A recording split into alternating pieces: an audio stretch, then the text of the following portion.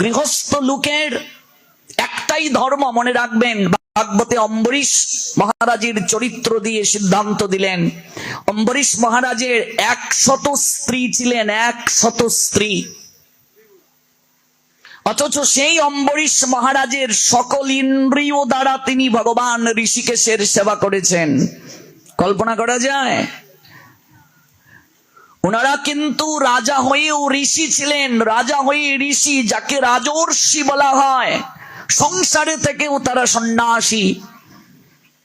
100 স্ত্রী, কিন্তু কারো প্রতি তিনি মোহিত ছিলেন না, কামনায় আসক্ত ছিলেন না। রাজা হয়েও ঋষি সে অম্বরীশ মহারাজ, এত বড় পরম বৈষ্ণব। দুর্বাসা ঋষি তাকে পরীক্ষা করতে এসে তার চরণে অপরাধ করেছিলেন এবং অম্বরীশ মহারাজকে সুরক্ষা প্রদান করার জন্য পদ্ম পলাশ লোচন ভগবান শ্রীহরি সুদর্শন চক্র প্রেরণ করেছিলেন। যে সুদর্শন চক্রের হস্ত থেকে রক্ষা প্রাপ্তির জন্য দুর্বাসা ব্রহ্মলোকে ব্রহ্মার নৈকট্যে গিয়েছিলেন, শিবলোকে শিবের নিকটে গিয়েছিলেন, এমনকি বৈকুণ্ঠে ভগবান শ্রীহরির নৈকট্য পর্যন্ত প্রার্থনা করেছিলেন। ভগবানও তাকে রক্ষা করেননি, কারণ যার চরণে অপরাধ করা হয় তিনি যদি আমায় কৃপা করে ক্ষমা না করেন, ভগবান বলছেন আমি সুদর্শন চক্র প্রেরণ করতে পারি, কিন্তু সেই সুদর্শন চক্র আমার হস্তে তখনই ফিরে আসবে যাকে সুরক্ষা প্রদান করার জন্য আমি সুদর্শনকে নির্দেশ দিয়েছি, সে যদি কৃপা করে সুদর্শন চক্রকে আমার নৈকট্যে ফিরে যাওয়ার জন্য আদেশ করে। ভক্তের মর্যাদাটা কোথায় দিয়েছেন ভগবান দেখুন। তাহলে অম্বরীশ কি সাধারণ কেহ? 100 স্ত্রী তার। এখন আমরা যদি ভাবি তার 100 স্ত্রী, আমি 2টো বিয়ে করলে দোষ কি? না, হবে না। আমি তো সংসারে গিয়ে আরো সাধন ভজনহীন হয়ে যাই। যে বিবাহ করার উদ্দেশ্য ভজন সঙ্গিনী গ্রহণ করা, দুজন মিলে কৃষ্ণ ভজন করব, দুজন মিলে ব্রত আদি পালন করব, অথচ সেই বিবাহ করার পর আমরা স্ত্রীকে শয্যা সঙ্গিনী বানিয়ে ফেলি। স্ত্রী যে ভজন সঙ্গিনী, সেই আদর্শ থেকে আমরা দূরে সরে যাই। অম্বরীশ মহারাজের নিকটে চিঠি লিখেছিলেন, তারই কোনো এক প্রজা, এক সুরসী ললনা একটা চিঠি পাঠিয়েছিলেন। চিঠিটা পড়ে অম্বরীশ মহারাজের ইচ্ছে হলো তাকে একটু দর্শন করার জন্য। চিঠিতে লেখা, মেয়েটা বলছে যে আপনি অনেক সুদর্শন, এই জন্য আমি আপনাকে চাচ্ছি তা নয়। আপনি রাজার রাজা সম্রাট, শশাগোড়া পৃথিবীর অধীশ্বর, এই জন্য আপনার প্রতি আমার কোনো লালসা নাই। আমি জেনেছি, আমি উপলব্ধি করতে পেরেছি আপনি আপনার সকল ইন্দ্রিয় দ্বারা ভগবানের সেবা করেন, ভগবানের আরাধনা করেন। আমি যদি আপনাকে প্রতিরূপে লাভ করতে পারতাম, জীবন ধন্য হয়ে যেত। 100 স্ত্রী থাকার পরও কন্যা চিঠি লিখেছে, বুঝতে পেরেছেন? এখন তো বিবাহ দেওয়ার সময় আমরা আগে খুঁজি ছেলে চাকরিজীবী কিনা, আমার মেয়েটাকে যে বিয়ে দেব ছেলে চাকরিজীবী কিনা, এবার তার চরিত্র ভালো থাকুক আর না থাকুক, সে ভক্তি যাজন করুক না করুক। আর সাধুকে তো কেউ এখন বিয়েই দিতে চায় না মেয়ে, ও সাধু, সাধুকে বিয়ে দিয়ে হবে এটা কি? কিন্তু তৎকালীন সময়ে যে পিতা কন্যাকে যখন সম্প্রদান করতেন, দেখতেন তিনি সাধু কিনা, তিনি সাধু কিনা, সৎ চরিত্রের কিনা। আমরা মুখে মুখে বলি, হ্যাঁ, এক ছাতার নিচে এই প্রচন্ড রুদ্রের মাঝে একটা আইসক্রিম খাওয়া যায়, 10 টাকার বাদাম খাওয়া যায়, কত সুন্দর পংক্তিমালা উচ্চারণ করা যায়, কিন্তু এক ছাদের নিচে সারাটা জীবন কৃষ্ণ ভজন করে কাটিয়ে দেওয়া এত সহজ নয়। বিষয়টা এত সহজ নয়। সেই কন্যাটির এই গুণটা দেখে অম্বরীশ মহারাজ আকৃষ্ট হলেন যে সে কৃষ্ণ ভজনে অধিকারী হতে চায়। কৃষ্ণ ভজনের জন্য অম্বরীশ মহারাজের চরণাশ্রয় লাভ করতে চায়। সেই কন্যাটিকে অম্বরীশ মহারাজ গ্রহণ করেছিলেন। অম্বরীশ মহারাজ আবার দেখছেন কন্যাটিকে তিনি পাটরানী রূপে গ্রহণ করার পর কোনো কিছুর প্রতি তার আসক্তি নাই, মোহ নাই। অম্বরীশ মহারাজের অনেক পূর্বে তিনি ঘুম থেকে উঠে যান। নিজের হাতে যে অম্বরীশ মহারাজ অর্চন করতেন, এবার সর্বকনিষ্ঠা রানী তিনি সেই অর্চন কার্যে অম্বরীশ মহারাজের পূর্বেই চলে যাচ্ছেন। অম্বরীশ মহারাজ ভাবছেন, এই কি, আমি তো সাধন থেকে, ভগবানের ভজন থেকে বঞ্চিত হয়ে যাচ্ছি, সেবা থেকে বঞ্চিত হয়ে যাচ্ছি। কান্না শুরু করছেন। গুরুদেবের চরণে গিয়ে পড়লেন, নারদের চরণে। অম্বরীশ মহারাজের গুরুদেব নারদের চরণে গিয়ে পড়লেন, গুরুদেব, এই কি আমি কিংকর্তব্য বিমূঢ়তায় ভুগছি, যাকে আমি ভজনে অধিকার প্রদান করার জন্য বিবাহ করে আনলাম, এবার আমি নিজেই তো সেবা থেকে বঞ্চিত হয়ে যাচ্ছি। আমি কোনো সেবার সুযোগই পাচ্ছি না। আমি যে ভজন করব, সেবা করব, এই সুযোগটাই পাচ্ছি না। আমার অনেক পূর্বেই সে সকল কার্য করে নেয়, সুযোগই পাচ্ছি না।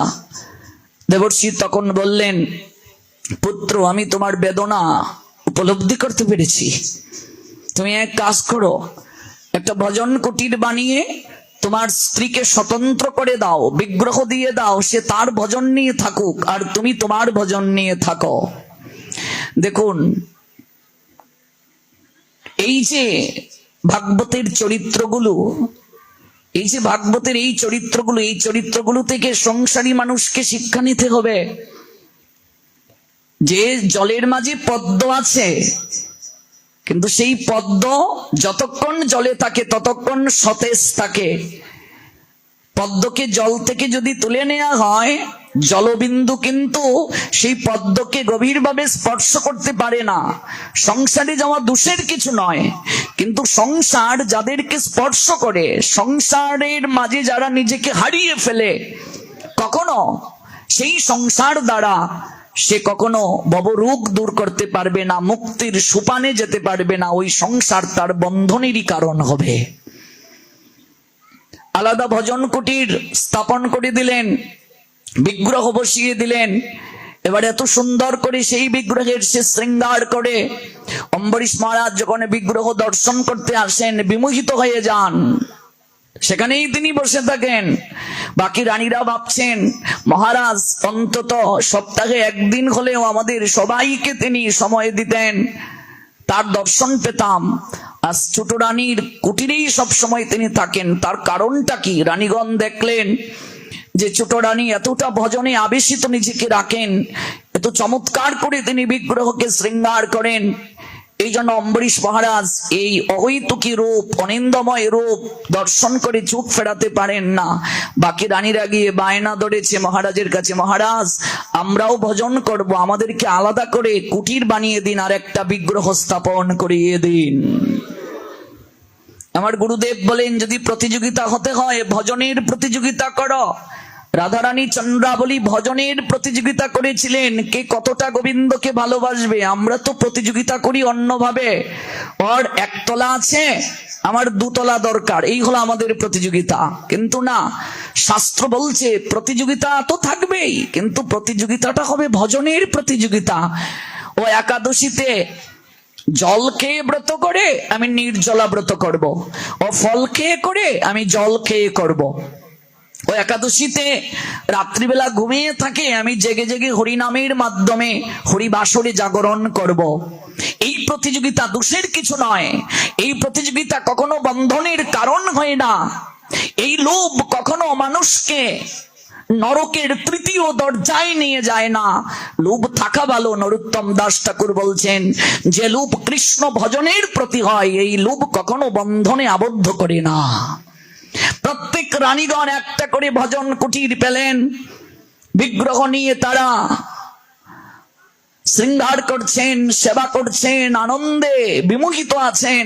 প্রজারা ভাবছেন, মহারাজ অন্তত মাসে একবার হলেও আমাদের কে দর্শন দিতে আসতেন, কিন্তু আজ মহারাজকে আমরা এক বছরের মাঝেও পাচ্ছি না।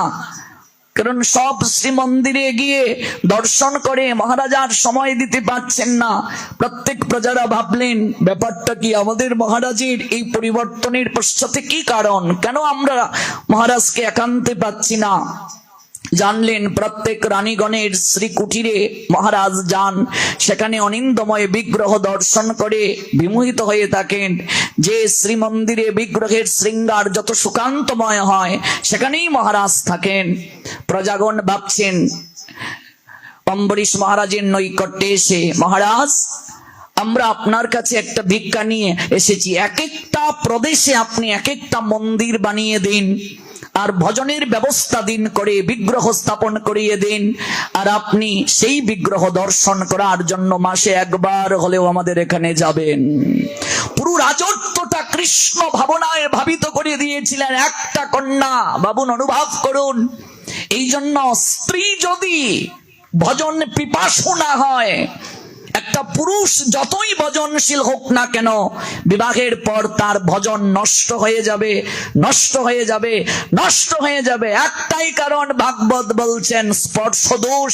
ওই স্পর্শ দোষের কারণে ভজন নষ্ট হয়ে যায়। কামিনী, মিন মানে মাছ, মাছ যেমন ঠোঁট তুলে খাবি খায়, একটা কামিনী পুরুষের সকল শক্তিকে সেইভাবে শুষে নিয়ে যায়।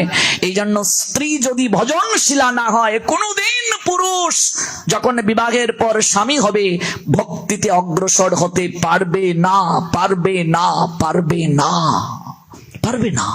কারণ একটা সন্তান নারীর 75% গুণ প্রাপ্ত হয়ে থাকে।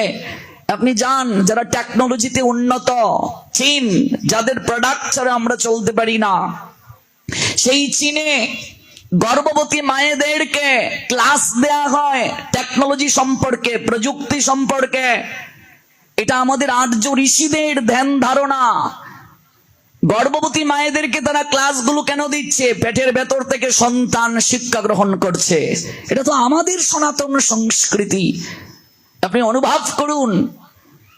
এই জন্য একটা বাক্য আমরা সব সময় শুনে থাকি, সংসার সুখের হয় রমণীর গুণে। রমণী মানে আনন্দ বর্ধিনী শক্তি। পৃথিবীতে নারীকে ভগবান এমন শক্তি দিয়ে সৃষ্টি করেছেন, ওই নারী সবাইকে বশ করে রাখতে পারে। ওই প্রকৃতিকে আশ্রয় করে ভগবান পর্যন্ত জগতে লীলাবিলাস করেন। প্রত্যেক অবতার প্রকৃতিকে আশ্রয় করে লীলাবিলাস করেন। চিন্তা করা যায়, কেবল এই কলিযুগে শ্রীমান গৌর হরি তিনি প্রকৃতিকে বর্জন করে সন্ন্যাস নিলেন, সে প্রসঙ্গ আলাদা। কিন্তু শক্তি ছাড়া কেউ কখনো শক্তিমান হতে পারে না। এই জন্য আপনারা যারা এসেছেন এখানে, যারা আমার মাতৃশক্তি, প্রত্যেকের কাছে আমার একটা অনুরোধ, অনেক তো হলো, আর কত?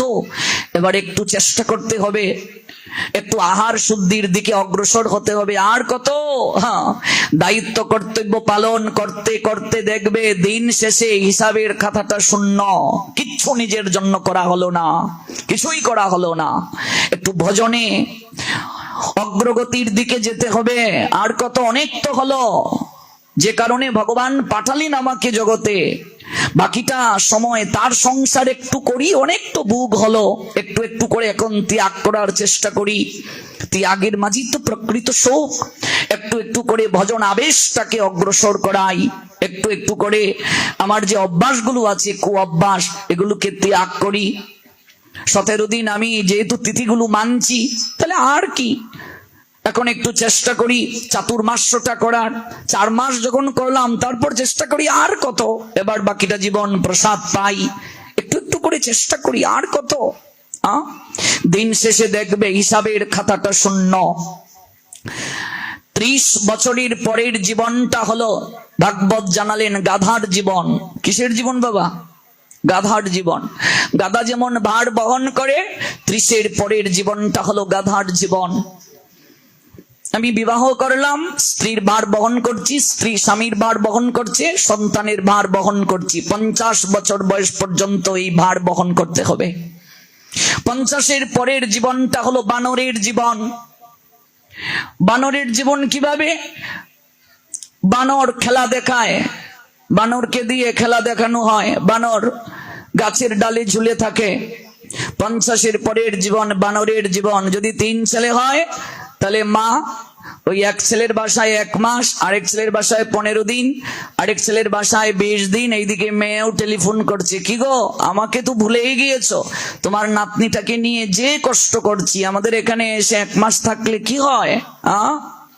টেলিফোন দেখাচ্ছে ওই বানরের মতো, এক গাছের ডাল থেকে আরেক গাছের ডালে লাফিয়ে যাও। এদিকে ছোট বৌমা আবার কথা শোনাচ্ছে, তার স্বামীকে বলছে, তোমাকে সত্যিই কি তোমার মা পেটে রেখেছে? যদি পেটেই রাখতো, আমার তো মনে হয় না। কি কাজ তোমার মার বলো তো? এই যে তোমার মা জানে আমি বাচ্চাটাকে নিয়ে পারছি না, তিনি এখন এই শহরে বাসায় এসে থাকবেন, নাতিটাকে একটু খেলা দেখাবেন, নাতির সঙ্গে খেলবেন। বানর যেমন খেলা দেখায় তুমিও গিয়ে খেলা দেখাও দাদু ভাই, এইরকম ঝনঝনি হাতে নিয়ে। আর কি কাজ তোমার মায়ের? সিরিয়াল দেখতেন বসে বসে আর ঝনঝনি নিয়ে বাচ্চাটার সঙ্গে খেলতেন। কি কাজ তোমার? এই বানরের জীবন 70 পর্যন্ত ভাগবত আচার্যগণ বললেন। 70 পরের জীবনটা হলো কুকুরের জীবন।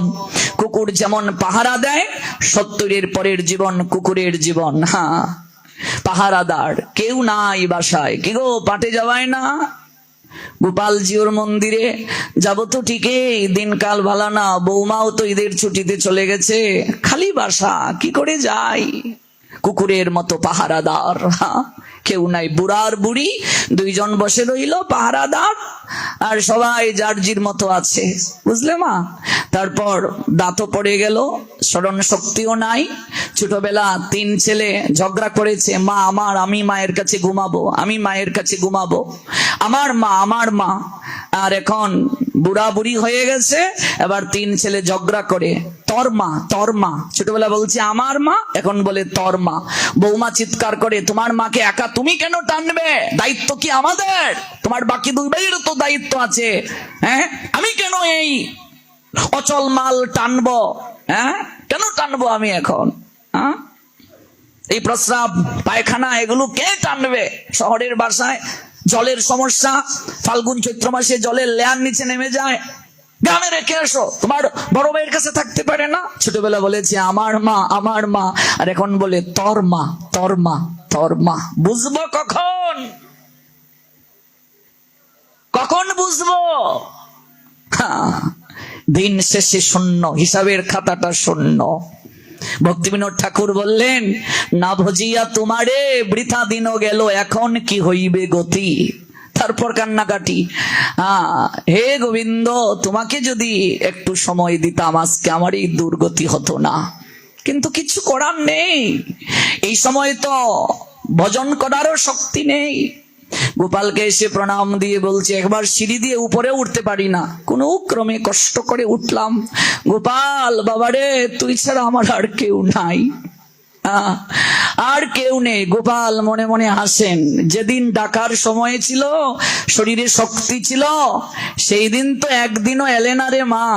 বলেছিলে সময় নাই, সময় নাই, পুরুষোত্তম মাসটা করো, সাধু বলে গেল।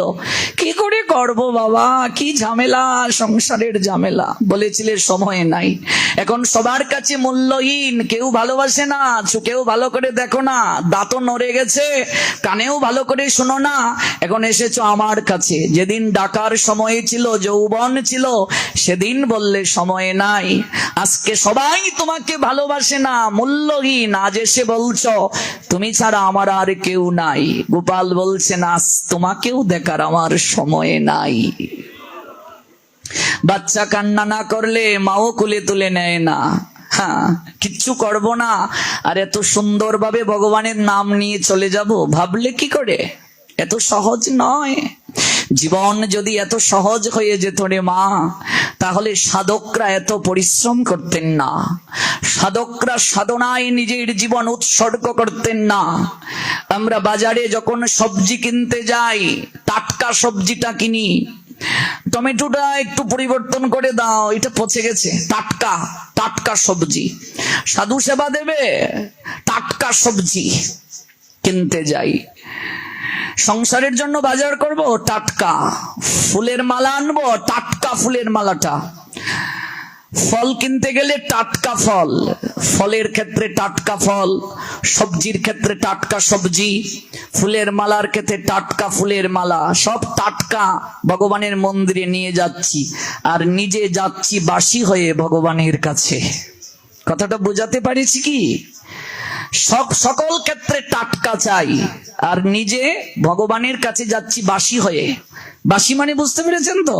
হ্যাঁ, নিজে যাচ্ছি বাসি হয়ে, মনটা বাসি করে যাচ্ছি ভগবানের কাছে দেওয়ার জন্য।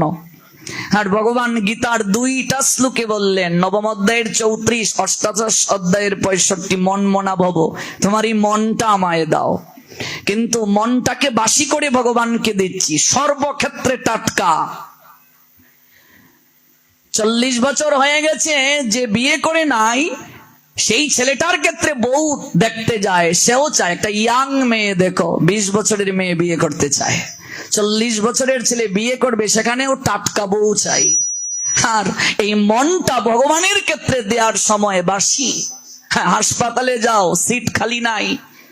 এমন কোন ইউনিট আছে, এমন কোন ডিপার্টমেন্ট আছে যেখানে গিয়ে সিট পাওয়া যায়? সিট খালি নাই। ট্রেনে যাও, সিট খালি নাই। জানালার ভেতর দিয়ে মানুষ ঢুকতে পারছে না, দেখলাম কি কষ্ট। ছাদের উপরে মানুষ। লঞ্চে যাও, সিট নাই। বাসে যাও, সিট নাই। স্টেডিয়ামে খেলা দেখতে যাবে, সিট নাই, সব বুকিং। আর মন্দিরে যাও, সিট আছে, ভক্ত নাই। সব জায়গায় বুকিং, সিট নাই। আর মন্দিরে এত সিট, ভক্ত নাই। যেখানে গিয়ে দুঃখ দূর হবে সেই জায়গায় যেতে চাই না। যেখানে যন্ত্রণার অবসান হবে সেই জায়গায় যেতে চাই না। কি করে দুঃখ দূর হবে বলুন? কি করে কষ্ট দূর হবে বলুন? এই জন্যই তো ভাগবত শোনা দরকার, যদি কিছুটা অনুভূতি হয়। ভাগবত শুনতে আমি বসলাম, যে মানুষ হয়ে বসলাম, যাওয়ার সময় যদি একটু নতুন মানুষ হয়ে বের হই, তাহলেই ভাগবত শোনা সার্থক। একটু অনুভূতি যদি পরিবর্তন করে আমার বের হওয়ার সুযোগ হয়, বাড়িতে গিয়ে যদি একটু আচরণ করার সুযোগ হয়ে যায়, তাহলেই সার্থক, তাহলেই সার্থক হয়ে যাবে। একটা রমণী পুরো রাজ্যটাকে কৃষ্ণ ভাবনায় ভাবিত করে ফেললেন। একটা রমণী, একটা নারী পারে সংসারটাকে পরিবর্তন করে দিতে, তবে তাকে সহায়তা করতে হবে পুরুষকে। অনেক রমণী চায়, অনেক স্ত্রী চায়, স্বামী পারে না। স্বামী চায়, স্ত্রী পারে না। পূর্বজন্মের স্বীকৃতি না থাকলে তো হয় না। স্বীকৃতিটাও প্রয়োজন, তৎসঙ্গে আশীর্বাদটা প্রয়োজন। আশীর্বাদ ছাড়া হয় না। গুরুজনের আশীর্বাদ, আশীর্বাদই দরকার। মহতের আশীর্বাদটা খুবই দরকার রে মা। এই জন্য সনাতনী হিন্দুরা বিবাহ করার সময়ও পূর্বপুরুষের উদ্দেশ্যে শ্রাদ্ধ করে আশীর্বাদ নেয়। প্রশ্ন জাগতে পারে মনে, বিবাহে আবার শ্রাদ্ধ দরকার কেন? আসতে পারে না মনে? দেখবেন 7 পুরুষ পর্যন্ত বিবাহ মণ্ডপে কনের বাবা কিংবা বরের বাবা জল দেয়। আপনারা যারা ছেলে মেয়েকে বিয়ে করিয়েছেন জানেন। কখনো কি প্রশ্ন জেগেছে বিবাহে আবার শ্রাদ্ধ কি? বিবাহ একটা আনন্দের দিন, এখানে আবার পূর্বপুরুষকে স্মরণ করে কান্না করে জল দেব, এটা কেন? তার কারণ কি জানেন? সনাতনী হিন্দুরা বিশ্বাস করে জগতে আশীর্বাদের শক্তিটা সবচেয়ে বেশি। এই জন্য বিবাহের প্রথম সোপানটা সনাতন শাস্ত্রে বৈদিক আশীর্বাদ। আশীর্বাদটা খুব গুরুত্বপূর্ণ, মনে রাখবে। এটা বিবাহের প্রথম ধাপ। আশীর্বাদটা খুব দরকার। সর্বক্ষেত্রে আমাদের আশীর্বাদ প্রয়োজন। আশীর্বাদের যে শক্তি, এই শক্তির মতো জগতে আর কোনো কিছু নাই। আমরা বিবাহেও পূর্বপুরুষের উদ্দেশ্যে জল, তিল অর্পণ করে আশীর্বাদ প্রার্থনা করি, কারণ এই রক্তের একজনের বিবাহ হবে, সে যেন সুখে শান্তিতে থাকতে পারে। আমরা পূর্বপুরুষের কাছে আশীর্বাদ প্রার্থনা করি। আশীর্বাদটা জগতে খুব দরকার, মহতের আশীর্বাদ। সে আশীর্বাদটা আসবে কিভাবে? সেবার মাধ্যমে। কোন প্রসঙ্গ থেকে গেলাম? গৃহস্থ মানুষের একটাই কর্তব্য। কর্তব্যটা কি? সাধু সেবা ছাড়িয়া বৈষ্ণব সেবা, নিস্তার পেয়েছে কেবা। জগতে সাধু সেবা ছাড়া কেউ নিষ্কৃতি প্রাপ্ত হয় নাই। ভক্তি প্রেম কখন উদিত হবে? সাধু সঙ্গে কৃষ্ণ ভক্তে শ্রদ্ধা যদি হয়, ভক্তি ফল প্রেম হয়, সংসার যায় ক্ষয়। ভক্তি বৃক্ষের ফল হচ্ছে প্রেম। চৈতন্য চরিতামৃতে মধ্যলীলায় দ্বাবিংশ পরিচ্ছেদে 32 নং পয়ারে ছিল কৃষ্ণদাস কবিরাজ গোস্বামী পাদ বললেন, যে প্রসঙ্গটি বোঝাতে এত দূর গেলাম। ভক্তি বৃক্ষের ফল হচ্ছে প্রেম। আর এই ভক্তি বৃক্ষের ফল কিভাবে ধরবে? ভক্তি বৃক্ষের ফলটা কিভাবে ধরবে? সাধু সঙ্গ, সাধু সেবা, দুটি বিষয়ের দ্বারা সর্বসিদ্ধি প্রাপ্তি হয়। ভক্তিতে অনুকূলতা আসে, ভক্ত পদরজ আর ভক্তের সেবা। যদি এই মাসে কেউ এগুলোকে গুরুত্ব দেয়, তাহলে অধিক থেকে অধিকতর সে কৃপা পাবে। কারণ এই যে মাস চলছে, এই মাসের নাম কি? পুরুষোত্তম মাস। আপনাদের মনে প্রশ্ন জাগতে পারে যে আমাদের যে 12টা মাস রয়েছে আমাদের বৈষ্ণবীয় শাস্ত্রে, এই 12টা মাসের মাঝে পুরুষোত্তম তো কোনো মাসের নাম নাই। তাহলে এই মাসটার নাম পুরুষোত্তম কি করে হলো? এখন কোন মাস চলছে? বাংলায় জ্যৈষ্ঠ মাস। তো জ্যৈষ্ঠ মাসের নাম কি? জ্যৈষ্ঠ মাসের নাম কি? শাস্ত্রে জ্যৈষ্ঠকে কোন মাস বলা হয়েছে? ত্রিবিক্রম। তো এই মাসের নাম তো ত্রিবিক্রম, এটা পুরুষোত্তম কেন হলো? এই যে 12টা মাস একটু জানুন, জানাটা দরকার। এই 12টা মাস কোথা থেকে এলো? আমরা অধিকাংশ লোক এটি বলতে পারবো না। এই তত্ত্বগুলো আমরা জানতে চাইও না, এটা আমাদের জন্য দুর্ভাগ্য। গোবিন্দ গীতায় বলছেন, one who knows the transcendental nature of my appearance and activities does not upon a leaving this body take his birth again in this material world by eternal abode Arjuna স্যাডল power supreme being Krishna. Shrimad Bhagavad Gita 4 chapter জ্ঞান যুগ 9 verse। O my dear fellow, please listen attentive what I say. One who knows the transcendental nature of my appearance and activities does not upon a living this body take his birth again in this material world. আমার জন্ম কর্ম সকল কিছু তোমাকে জানতে হবে অর্জুন তত্ত্বগতভাবে। যদি তত্ত্বগতভাবে তুমি জানতে পারো, ত্যাক্তা দেহম পুনর্জন্ম নয়েতি মামেতি সর্জুন। তাই 12টা মাসের নামকরণ বৈশাখ, জ্যৈষ্ঠ, আষাঢ়, শ্রাবণ, ভাদ্র, আশ্বিন, কার্তিক, অগ্রহায়ণ, পৌষ, মাঘ, ফাল্গুন, চৈত্র। কোথা থেকে এলো? হ্যাঁ, এগুলো নক্ষত্রের নামানুসারে জেনে যান, জানা দরকার। সর্বক্ষেত্রেই সনাতনীদের অবদান। এগুলো নক্ষত্রের নামানুসারে 12টা মাসের নামকরণ করা হয়েছে। নক্ষত্র কয়টি? 27টি নক্ষত্র। আপনি কোন নক্ষত্রে জন্ম নিয়েছেন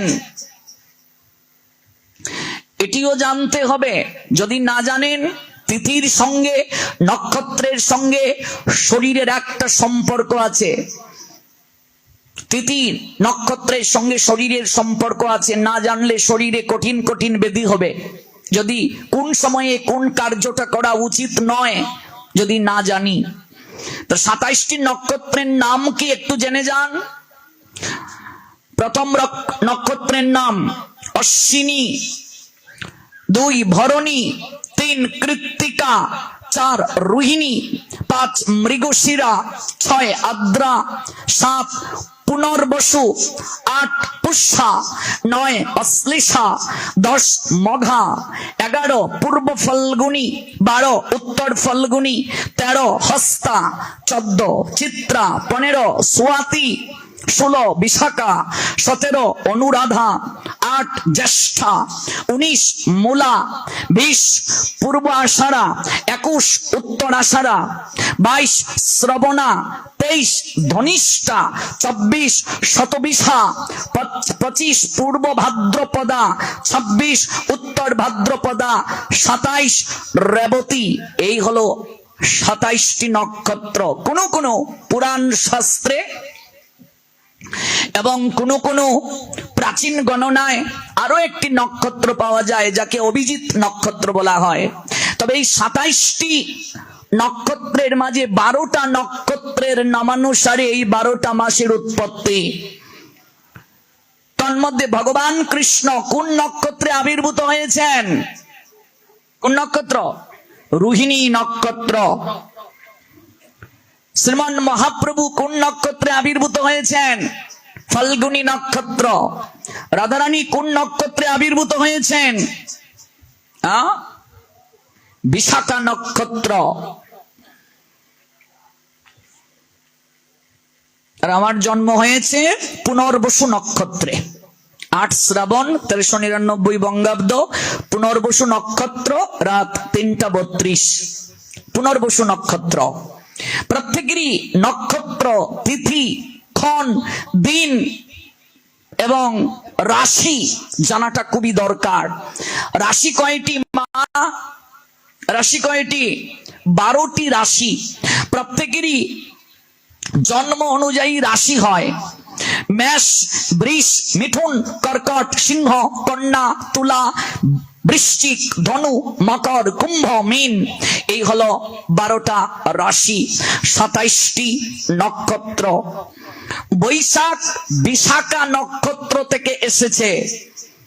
গতকাল যিনি জানার জন্য আমার কাছে অনুরোধ করেছিলেন এই পুরুষোত্তম মাস নিয়ে, আজকের পাঠটা তত্ত্বমূলক।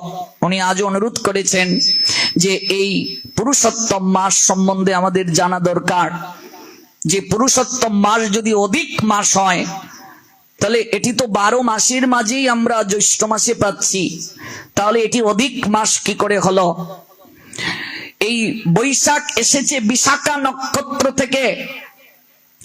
এই যে বৈশাখে শোভাযাত্রা বের হয়, এই নিয়ে আমরা দেখলাম কত অঘটন, কত সমালোচনা। মঙ্গল শোভাযাত্রা ছিল, এই মঙ্গল শোভাযাত্রা রাখা যাবে না, এই নিয়ে কত কথা। কিন্তু সবচেয়ে আমার দুঃখটা এই জায়গায়, আমরা যারা উচ্চ পদে এই সনাতন সংস্কৃতিকে নেতৃত্ব দিচ্ছি, তারা যদি এই বিষয়গুলো না জানেন, তাহলে সনাতন ধর্মের, সনাতন সংস্কৃতির সরকার পর্যায়ে এই বার্তাগুলো পৌঁছানো যাবে না। যে মঙ্গল শোভাযাত্রা রাখা যাবে না কেন? কারণ মঙ্গল মহাদেবের একটি নাম, এই জন্য রাখা যাবে না। এটা হিন্দুয়ানি বাপ, এটা বাদ দিতে হবে। তাহলে মঙ্গল শুধু মহাদেবের নাম নয়, অদ্বৈত প্রভুর নামও মঙ্গল। শুভা পার্বতীর একটা নাম, শুভা আমাদের একজন দেবীরও একটা নাম। আর যাত্রা, আমি কোথায় আছি, কোথায় যেতে চাই, এই দুটো শব্দের মিল বন্ধন করে যাত্রা।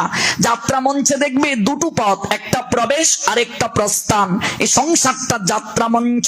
প্রবেশ মানে জন্ম, প্রস্থান মানে মৃত্যু। ভালো করে বুঝবেন তত্ত্ব। জাতস্য হি ধ্রুব মৃত্যু ধ্রুবম জন্ম মৃতস্য চ। জন্ম হয়েছে, মরতে হবে। আবার মরেছ, কর্ম অনুযায়ী তোমাকে আবার আরেকটা জন্ম নিতে হবে। কতদিন যাবত এই প্রক্রিয়াটা চলবে? যতদিন যাবত আমি অনাদির আদি শ্রী গোবিন্দ ভগবানের চরণ প্রাপ্ত না হব। Lord Sri Krishna said to Arjuna in Sankhya Yoga chapter 2 verse 27, Srimad Bhagavad Gita, one who has taken his birth is sure to die, and after that one is sure to take birth again. Therefore in the unavoidable discharge of your duty you should not lament, said all power supreme Srimad Bhagavad Gita 2 chapter Sankhya Yoga 27 verse। যার জন্ম হয়েছে তাকে মরতে হবে, মরলে আরেকটা জন্ম নিতে হবে। তস্মাৎ অপরিহার্য অর্থনতম সুচির্ত মহর্ষি। যারা তত্ত্বদ্রষ্টা, যারা পণ্ডিত, তারা অবশ্য ভাম্বি কর্তব্য সম্পাদন করার জন্য কখনো শোক করে না। যাত্রা মঞ্চে একটা মেয়ে তোমাকে জড়িয়ে ধরে কাঁদলো, নাচলো, তোমার সঙ্গে ঘুমালো, সে তোমার স্ত্রী। মঞ্চ থেকে নেমে তুমি যদি মেয়েটাকে বলো তুমি তো আমার স্ত্রী, আমার ঘরে চলো, সমাজ মানবে? বলবে কেন? তো আমাকে জড়িয়ে ধরেছে, হাজার হাজার লোক সাক্ষী আছে, দেখেছে। বলছে ওরে বোকা, জড়িয়ে ধরেছে আমরা দেখেছি ঠিকই, ঘুমিয়েছে তোর সঙ্গে সেটাও দেখেছি, নেচে নেচে গান গেয়েছে সেটাও দেখেছি, কিন্তু সেটা বাস্তব নয়, এটা অভিনয়। ওই সংসারে যাকে তুমি স্ত্রী পেয়েছো, এটা অভিনয়। যাকে স্বামী পেয়েছো, অভিনয়। পুত্র পেয়েছো, অভিনয়। কন্যা পেয়েছো, অভিনয়। কতদিন পর্যন্ত চলবে? যতদিন প্রস্থান না হবে, যাত্রা মঞ্চে প্রবেশ, ডায়লগ শেষ, প্রস্থান, ঠিক কিনা? এই জগৎ সংসারে তোমার ডায়লগ শেষ, মুখ দিয়ে আর কথা বের হবে না, যাকে বলে ডিপার্চার। ইংলিশ লিটারেচার বলছে ডিপার্চার, বাংলা সাহিত্য বলছে প্রস্থান। অ্যাবসলিউটলি ডিপার্চার মানে কি? মহাপ্রস্থান। ওই মহাপ্রস্থান যেদিন হয়ে যাবে, মুখ দিয়ে কথা বের হবে না, নয়নে পলক পড়বে না, ওই কর্ণের শ্রবণ শক্তি থাকবে না, সঙ্গে সঙ্গে তোমার সাথে ওই ব্যক্তিটির, ওই চরিত্রটির আর কোনো সম্পর্ক থাকবে না। যত শীঘ্র মানুষ এটি বুঝতে পারবে, সংসারে সে তত শীঘ্র বন্ধন গুছিয়ে অনাদিরাদি শ্রী গোবিন্দ ভগবানের ধামে গমন করবে। যত শীঘ্র মানুষ এটি উপলব্ধি করতে পারবে, যত শীঘ্র মানুষের মাঝে এই চেতনাটা জাগবে, ন জায়তে ম্রিয়তে বা কদাচিৎ নয়ম ভূত্তা ভবিতা ভান ভুব অজ নিত্য শাশ্বত অয়ম পুরাণ হন্যতে হন্যমানে শরীরে। তবে মনে রেখো, ওই শরীরটা ছাড়লেই কিন্তু শেষ নয়। কর্ম অনুযায়ী অর্জুন তোমাকে আরেকটা শরীর ধারণ করতে হবে, কারণ আত্মার কখনো জন্ম হয় না, মৃত্যু হয় না, আত্মার কদাচিৎ উৎপত্তি হয় না, হচ্ছে না, আর হবেও না। আত্মা জন্মরহিত, শাশ্বত, নিত্য এবং পুরাতন হলেও চিরনবীন। শরীর নষ্ট হলেও আত্মার কখনো বিনষ্টি হয় না। For the soul there is neither birth nor death, and any time he has not come into being, does not come into being, and will not come into being, he is unborn, eternally but existence and primeval. He is not slain when the body is slain, said Almighty Creator Krishna Srimad Bhagavad Gita 2 Saptat Sanko Yuga 20 births. As a person puts on new garments, giving up old ones, the soul similarly accepts new material bodies, giving up the old and useless ones, said Almighty Creator Krishna Srimad Bhagavad Gita 2 Saptat Sanko Yuga 22 births. Basangshi Chirnani Yata Vihaya Navani Grihannati Nara Purani Tata Shorirani Vihaya Chirnani Annani Songyati Navani Dehi. এটা কাপড় ছিঁড়ে গেছে, নতুন কাপড় নিয়ে আসো একটা বাজার থেকে। পুরাতন হয়ে গেছে শরীর, বাদ দিয়ে দাও, কর্ম অনুযায়ী আরেকটা শরীর ধারণ করতে হবে। এটা নিয়ে শোক করো না। গীতায় গোবিন্দ অর্জুনকে উদ্দেশ্য করে বুঝিয়ে দিলেন, এটা নিয়ে শোক করা উচিত নয়। ততদিন যাবত এই প্রক্রিয়াটা চলবে। কতদিন যাবত? যতদিন না আমার আসা যাওয়া বারণ করতে যে যোগ্যতা দরকার, এই যোগ্যতা যখন আমি অর্জন করতে পারবো না, ততদিন যাবত আমাকে এই প্রক্রিয়ায় চলতে হবে। তাহলে যাত্রা, যাত্রা মানে আরম্ভ, যাত্রা মানে রওনা দেওয়া। ওমা, আমরা যখন হেঁটে হেঁটে কোথাও যেতাম তখন বলতাম, এই সকাল সকাল যাত্রা করো, ঠিক কিনা? বরযাত্রা একটা শব্দ আছে কি নেই? বিবাহ করতে যাবে, বরযাত্রা কখন গো? কনে যাত্রা কখন? যাত্রা শব্দটা এর সঙ্গে একটা গভীর সম্বন্ধ আছে। ঢাকা যাবে, ভোরবেলা যাত্রা করো, জ্যাম হতে পারে, ঠিক কিনা? ভোরবেলা যাত্রা করো।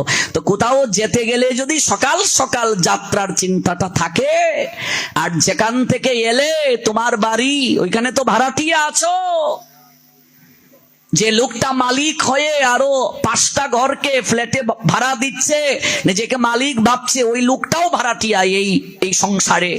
তাহলে যে বাড়ি থেকে আমরা এলাম, ওই বাড়িতে যে যাব, সকাল সকাল সকাল বয়সে যদি যাত্রা না করি, কি করে ওই জায়গায় পৌঁছাবো? এটা বুঝানোর জন্য যাত্রা মঞ্চ। এই যে উল্টু রথযাত্রা, শুধু হেই হেই ধেই ধেই করে গিয়ে নাচি, আর এখন তো চারিদিকে ডিজেও চলে রথযাত্রায়। হেই হেই ধেই ধেই করে রথের দড়ি ধরে টানলাম, কলার ছড়ি ধরে টানলাম, কে কার আগে দড়ি ধরবে, দড়ি ধরলেই নাকি পুনর্জন্ম ন বিদ্যতে। এত দড়ি ধরে টানলে কই অবস্থার পরিবর্তন নেই কেন? চরিত্র পরিবর্তন আমার হলো না কেন? আহারে রুচি এলো না কেন? সাত্বিক আহার এলো না কেন? কেন প্রেম ভক্তি বাড়লো না? কারণ এই দড়ি তো একটা মাধ্যম। দড়ি ধরে টান মানে মনটাকে টেনে রাখো। দড়ি মানে মন। মন আমার 14 ভুবনে ঘুরে বেড়ায়, আমি বাকে আমার মনটা বাকে, আজও পারলাম না আমার মন রে বুঝাইতে। পাগল মন, মন রে। মন কেন এত কথা বলে? মন আমার 14 ভুবনে রঙ্গের গুড়া দৌড়ায়, আর গিয়ে জগন্নাথের দড়ি ধরে টানি, কিচ্ছু লাভ হবে না। এই যে তত্ত্ব, ভাগবতের লীলাগুলো তত্ত্ব সহকারে বোঝা দরকার। তত্ত্ব তো একটু কঠিন, এই জন্য আমরা তত্ত্ব জানতে চাই না, কিন্তু তত্ত্বটাই গোবিন্দ বলছেন গীতায়, জন্ম কর্ম চমে দিব্যম এবং ইয়াবেত্তি তত্ত্বত ত্যক্তা দেহং পুনর্জন্ম নয়েতে মামেতি সর্জন। এই রথ দেহটাই রথ, রথিকে জীবাত্মা, রথ চালায় ঘোড়া, ঘোড়াগুলো ইন্দ্রিয়, দড়ি হলো মন, আর রথের চালক হলো বুদ্ধি। ওমা, লাগামটা যদি ঠিকভাবে টানতে পারো, ঘোড়া দুর্দান্ত গতিতে যতই দৌড়াক না কেন, দড়িটা যদি ঠিকভাবে টানা যায়, মনটাকে যদি ঠিকভাবে টেনে রাখতে পারি, ইন্দ্রিয় যতই দৌড়াদৌড়ি করুক না কেন, মন যদি বশ থাকে। লালন শাহ নাম শুনেছেন নিশ্চয়ই, সেই লালন শাহকে একজন গিয়ে শরীরে স্পর্শ করছে, সাইজি আপনার শরীরে তো কামনার উদ্রেক হচ্ছে, সেন্সগুলো ইনটক্সিকেটিং হচ্ছে। লালন সাইজি বলেছিলেন, ইন্দ্রিয়ের ধর্ম ইন্দ্রিয় পালন করছে, কিন্তু আমার মন যে সায় দিচ্ছে না। ভাবা যায়, এই সাধক, এই পুরুষগুলোর চরিত্র একবার চিন্তা করুন, তারা কতটা উচ্চাঙ্গের সাধক। বলছে ইন্দ্রিয় তো তার ধর্ম পালন করছে, একটা নেগেটিভ যখন সেন্স পজিটিভ সেন্সকে টাচ করে, সে তো শরীরের ধর্ম, ইন্দ্রিয়ের ধর্ম উত্তেজিত হওয়ার হবে, কিন্তু মন যদি সায় না দেয় তাহলে তো সেখানে কিছু হয় না। ভাবা যায়, অনুভব করা যায়। কট উপনিষদের প্রত্যেকটা উপনিষদের শ্লোককে একটা কথায় সাইজি বুঝিয়ে দিলেন, অনুভব যায় করা। এটাই তো আমাদের কট উপনিষদের কথা। ষষ্ঠ অধ্যায় অভ্যাস যুগের কথা, অভ্যাস করো। অর্জুন প্রশ্ন করলেন, মাধব, মনকে বশ করা বাতাসকে বশ করার থেকেও কঠিন। গোবিন্দ বললেন, ক্রমশ অভ্যাস আর বৈরাগ্যের দ্বারা করতে হবে, একদিনে তো আমি পারবো না, এই জন্য আমাকে অভ্যাস করতে হবে, বসতে হবে, শুনতে হবে, চেষ্টা করতে হবে, ধীরে ধীরে আমার হবে। তাহলে মঙ্গল শোভাযাত্রা এটা বাদ দিয়ে কি দেয়া হলো আনন্দ শোভাযাত্রা। এবার আমি হাসলাম দেখে দেখে, আরে ওরা জানে না আমার গোবিন্দের একটা নাম আনন্দ আছে কিনা, ঈশ্বর পরম কৃষ্ণ সৎ চিৎ আনন্দ বিগ্রহ।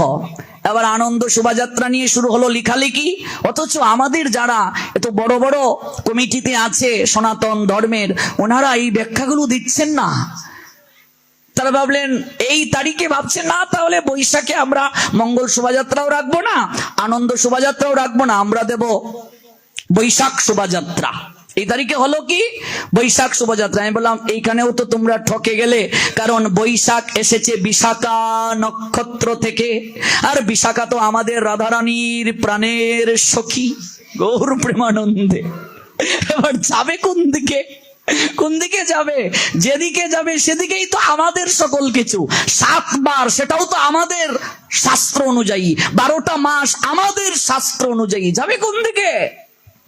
তো বিশাখা নক্ষত্র থেকে বৈশাখ এসেছে, জ্যেষ্ঠা নক্ষত্র থেকে জ্যৈষ্ঠ এসেছে, আষাঢ়া নক্ষত্র থেকে আষাঢ় মাস এসেছে, শ্রবণা নক্ষত্র থেকে শ্রাবণ মাসের নাম হলো কৃত্তিকা নক্ষত্র থেকে কার্তিক মাসের নাম, মৃগশিরা আগ্রহায়ণী নক্ষত্রের নামানুসারে অগ্রহায়ণ। গোবিন্দ গীতায় বলছেন, মাসের মাঝে আমি কি?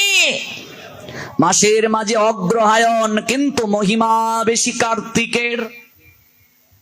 পশুর মাঝে আমি সিংহ, কিন্তু আমার মস্তকে ময়ূরের পালক শোভিত। প্রশ্ন আসতে পারে না, তুমি যদি মাসের মাঝে অগ্রহায়ণ হও, কার্তিক শ্রেষ্ঠ কেন, বৈশাখ শ্রেষ্ঠ কেন, মাঘ শ্রেষ্ঠ কেন? এগুলো তো অনেক ব্যাখ্যার বিষয়। আর যে গরম, আপনাদেরও মনেও সুরসুরি শুরু হয়েছে। আমি চাই যে একটু 8টা থেকে, এখন তো সন্ধ্যা হয়েই 7:30 বেজে যায়, কি করে হয় বলুন? আর 1, 2, 3 দিনে কি হবে পাঠ? পুষ্যা নক্ষত্র থেকে পৌষ, মঘা থেকে মাঘ, ফাল্গুনি থেকে ফাল্গুন, আর চিত্রা নক্ষত্রের নামানুসারে চৈত্র। এই হলো 12টা নক্ষত্রের নামানুসারে 12 মাস। এই 12 মাসকে বৈষ্ণবীয় শাস্ত্রে ভগবানের 12টা নাম দ্বারা আখ্যায়িত করা হয়। বৈশাখ মধুসূদন মাস, জ্যৈষ্ঠকে বলা হয় ত্রিবিক্রম মাস, আষাঢ়কে বলা হয় বামন মাস, শ্রাবণ শ্রীধর মাস, ভাদ্রকে বলা হয় ঋষিকেশ, আশ্বিনকে বলা হয় পদ্মনাভ, কার্তিককে বলা হয় দামোদর, অগ্রহায়ণকে বলা হয় কেশব, পৌষকে বলা হয় নারায়ণ, মাঘকে বলা হয় মাধব, ফাল্গুনকে বলা হয় গোবিন্দ মাস, আর চৈত্রকে বলে বিষ্ণু মাস। আপনি তো সনাতনী হিন্দু, আপনার ওই জানা দরকার 12টা মাসকে ভগবানের কি কি নামে ডাকা হয়। আমরা শুধু কার্তিক মাসটাই জানি, দামোদর মাস আইতাছে গো, দামোদর মাস, কর্তায় না গো শিবানন্দের মা দামোদর, কারণ দামোদরটা এত প্রচার হইছে, এই জন্য আমরা অন্তত একটা মাসের নাম হইলেও জানি এটা কি দামোদর। কেমন এই 12টা মাসের মাঝে 3টা মাস হলো সর্বশ্রেষ্ঠ, একটা হলো বৈশাখ, একটা হলো মাঘ, আর একটা হলো কার্তিক। এই 3 মাসকে বলে নিয়ম মাস, মধুসূদন মাস, মাধব মাস, আর হলো দামোদর মাস। আজকের প্রসঙ্গ আমাদের এটা নয়, আমাদের প্রসঙ্গ হলো এটা অধিক মাস কি করে এই জ্যৈষ্ঠতে পড়লো যার নাম পুরুষোত্তম। এই 12টা মাসের মাঝে পুরুষোত্তম নামে কি কোনো মাস পেয়েছেন আপনারা? তাহলে এইটা কোথা থেকে এলো, কোথা থেকে এলো? অনেকেই তো পুরুষোত্তম করছেন, কেন আমাকে উনি বলতে অনুরোধ করেছেন, তার কারণ ওনার এক আত্মীয় হবিষণ্যকে ব্রত করছেন মাতাজি। এবার হবিষণ্যকে ব্রত চলাকালীন সময়ে ওনার স্বামী মারা গিয়েছে। এবার এই কলঙ্ক ওনার লেগে গেল, সবাই বলতেছে জামাই মরলে মানুষে হবিষণ্য খায়, এই দেখো জামাই থাকতে হবিষণ্য খাইছে গো, জামাই ডারে মাইরা লাইছে তো এর লেগাই এই যে হবিষণ্য খাইলো, হবিষণ্য না খাইলে হয়তো জামাইটা মরলো না নে। এখন উনি আমাকে কান্নাকাটি করে বলছে, একটু আপনার দোয়া এইটা একটু বুঝাইয়া কইন। আজকে এই কলঙ্ক লইয়া আমার আত্মীয় কান্নাকাটি করে যে পাঠ শুনিয়া জানিয়া এই অবিষণ্ণ খাইয়া ব্রত কইরা আমি নাকি জামাই মাইরে লাইছি। আজকাল অধিকাংশ মানুষের মাঝে এমন একটা ধারণা, আমাদেরকেও বলেছে আমরা অবিষণ্ণকে ব্রত করি, মাই গো বাপও মরছে না গো, মাও মরছে না, অবিষণ্ণ খায় গো বাপ মা থাকতেই। বৈশাখ মাসে যখন আমরা তুলসীর উপরে জলের ধারা দেই, অনেকে বলে মাই গো শীতালের মাঝে তা জলের ধারা দিত গো, কোন যুগ আইলো তুলসী গাছের উপরে এখন জলের ধারা দেয়, মানুষ মরলে শীতালের উপরে জলের ধারা দিত গো, ঠিক কিনা? আজ থেকে 50 বছর আগে, 50 বছর খেনে হইতাম, এই আমি হবিগঞ্জে যখন পাঠিয়ে আইলাম প্রায় 50% লোক আমি দেখেছি হবিগঞ্জে একাদশীতে রুটি খাইতো, ঠিক কিনা কথা বলুন? এখন তো কেউ রুটি খায় না। তাইলে এই যে রুটি খাও না, তাইলে রুটি কি তার শাস্ত্রে খাওয়ানোর কথা আসলো? ছিল না, প্রচার ছিল না বলে আমরা রুটি খেয়েছি, জানতাম না, এখন জানি তাই রুটি খাই না। আমি আজ থেকে তো আর পাঠ করি না, হবিগঞ্জের আনাচে কানাচে কত পাঠ করলাম, আমার আলোচক জীবন 17 বছর হয়ে গেল, আজ থেকে তো নয়। এখন তো এই হবিগঞ্জ বলতে গেলে আমার বাড়ি, যদিও সিলেট আমার বাড়ি, হবিগঞ্জটা সিলেটেই, কিন্তু যদি আমি বৃহত্তর সিলেটের কথা বলি তাহলেও হবিগঞ্জ বাড়ি, কারণ আজ থেকে তো আর পাঠ করি না।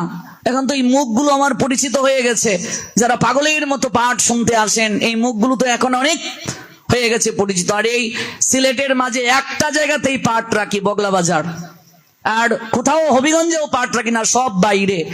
এখন বেশি আইলে আদরও কমি যায়, ভাবতাছি বগলা বাজারও কয়েকদিন গ্যাপ দেই, বেশি বেশি আইতাছি, কারণ বেশি আইলে আদর থাকে না, এটাও ভাবতেছি। তো এখন এই যে আমরা আজ থেকে 50 বছর আগে দেখেছি অনেকের গলায় তুলসী মালা নেই। 50 বছর তো আমার জন্ম হইছে না, এত আগে আপনারা যারা আমার বাবার বয়সী আপনাদেরকে আমি বলছি, আমি আমার ছোটবেলার বয়সে দেখেছি আমাদের এলাকায় তখন একটা ঘর, লখা গ্রামটার নাম মনে আছে আমার, একটা করে তারা কার্তিক মাসে ভোরবেলা আরতি করত। তখন এই কার্তিক যে দামোদর এইটাও চিনতাম না, তারা কই মঙ্গলায় আইও গো, মঙ্গলায় আইও, মঙ্গলায় আইও কিতা কই গো, মঙ্গলায় আইও মানে মঙ্গল আরতি, এটা তো আর না, মঙ্গলায় আইও গো, মঙ্গলায় গেছিলাম। আর আগে তো কর্তার প্রসাদ হইতো, কর্তা আইলে পরে সপ্তাহ মাখায় টাকায় দিয়ে একটা গাপ্পা, কি যে স্বাদ লাগতো, আমার খুব এটা পছন্দ ছিল ছোটবেলা থেকে কর্তার প্রসাদ খাওয়ান, মানে সব অন্ন আদি একসঙ্গে, এখন যাকে বলে মাদুকরি, খুব সুন্দর একটা শব্দ, তখন তো এত তো আমরা বুঝতাম না, কর্তার প্রসাদ খাওয়ানো কি ভালো লাগতো। আমরাও যখন ওই মঙ্গলা শেষ হইতো সমাপনী অনুষ্ঠানে আমরা হগলেই যাইতাম, ওই কর্তার প্রসাদ মানে গাপ্পা খাইবার লাগিয়া। তখন এই যে এখন ঘরে ঘরে মঙ্গল আরতি, ঘরে ঘরে সবাই কার্তিক মাস পালন করে, তাহলে আপনি কি বলবেন কার্তিক মাস পালন কি শাস্ত্রে ছিল না? ছিল, কিন্তু প্রচার ছিল না। তেমনি ভাবে এই যে পুরুষোত্তম ব্রত, হবিষণ্যকে ব্রত, বৈশাখে তুলসীতে জলের ধারা, যত কিছু ব্রতের অনুক্রম মাধ্যম এগুলো পূর্ব থেকেই ছিল, কিন্তু এইভাবে প্রচার প্রসার সনাতন সমাজে ছিল না। মানুষ এখন জানার চেষ্টা করছে, মানুষ এখন পুরুষোত্তম ব্রত ঘরে ঘরে করছে। অন্তত 1 মাস না পারলেও মানুষ 15 দিন হলেও করছে, যে আর 7টা দিন আছে, 7টা দিন হলেও ব্রত করি। হয়তো কেউ শুধু সাত্বিক আহার গ্রহণ করে করছে, যারা আরো অনেক ভজন করতে চায় সুযোগ আছে, ওরা ফল খেয়ে করছে, শরীর যাদের সমর্থ, যারা পারে শুধু দুধ খেয়ে করছে। এরকম আমরা বহুজনকে দেখেছি সারা বাংলায় ঘুরে, কেউ শুধু হবিষণ্য খেয়ে করছে। এবার জেনে রাখুন, যিনি প্রশ্নটা করেছিলেন আমি উত্তর দিয়ে দিচ্ছি। হবিষণ্য মূলত পিতা মাতা মারা গেলে কেবল সন্তান গ্রহণ করবে, আর স্বামী মারা গেলে স্ত্রী গ্রহণ করবে, এই নিয়মটা মূলত নয়। আগে জানুন হবিষণ্য গ্রহণের মূল উদ্দেশ্যটা কি, এটা ভালো করে জানুন। গোষ্ঠীর কেউ মারা গেল, আমরা গোষ্ঠী শুদ্ধ সবাই সাত্বিক আহার গ্রহণ করি, সহজ বাংলায় বললে নিরামিষ খাই, ঠিক কিনা? সাত্বিক শব্দটা গীতা পড়লে পাবেন, 3 প্রকার খাবার, সাত্বিক, রাজসিক, তামাসিক। আমরা যদি আঞ্চলিক ভাষায় বলি তাহলে আমরা নিরামিষ খাই। এগো গোষ্ঠীর একজন মরে গেছে, গো আমরা ওষুধ চলতেছে, নিরামিষ খাই। ভালো লাগে না, গোষ্ঠী এত বড়, কয়দিন পরে পরেই মরে, আর ভালো লাগে না, নিরামিষ খাওন ভালো লাগে না। এখন যারা নিরামিষ খায়, গোষ্ঠী মরলে আবেগ থেকে না, সমাজের ভয়ে খায়। আমরা ঘর থেকে ঘরে যাই, আজ থেকে তো যাই না, হগলে ডেকে ডেকে আমরা কয় গোপনে, আচ্ছা না খাইলে কি তা হইব নি, এটা হইন আসেনি কোনো বিধান, ওখানে হয় তার ভাল লাগে না। গোষ্ঠী বড়, কয়দিন পরে পরেই মরে, বিয়া থাওয়া কিচ্ছু করতে পারি না, পূজা পার্বণ হয় না, অঞ্জলি দিতে পারি না। গোষ্ঠী এত বড়, আর কয়দিন পরে পরেই মরা তো আছেই, সঙ্গে ওয়াও আছে, জিতাও আছে, মরাও আছে, কয়দিন পরে পরেই হয়, আর কয়দিন পরে পরেই মরে, পূজা পার্বণও করতে পারি না।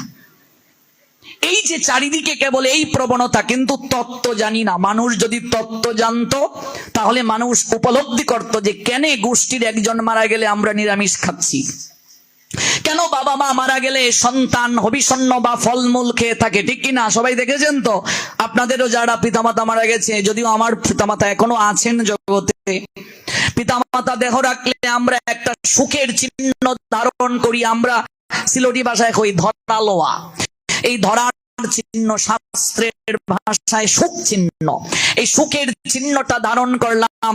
তারপর দেখবে আমরা একটা কাপড় গলার মাঝে, আর একটা কাপড় আমরা পরি, একটা কুশাসন হাতে নিয়ে আমরা চলি।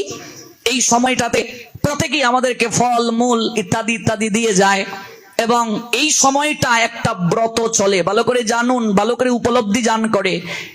সন্তান তথা স্ত্রী এই সময় ব্রহ্মচর্য ব্রত পালন করে। কি করে? ব্রহ্মচর্য ব্রত। ব্রহ্মচর্য ব্রতটা কি?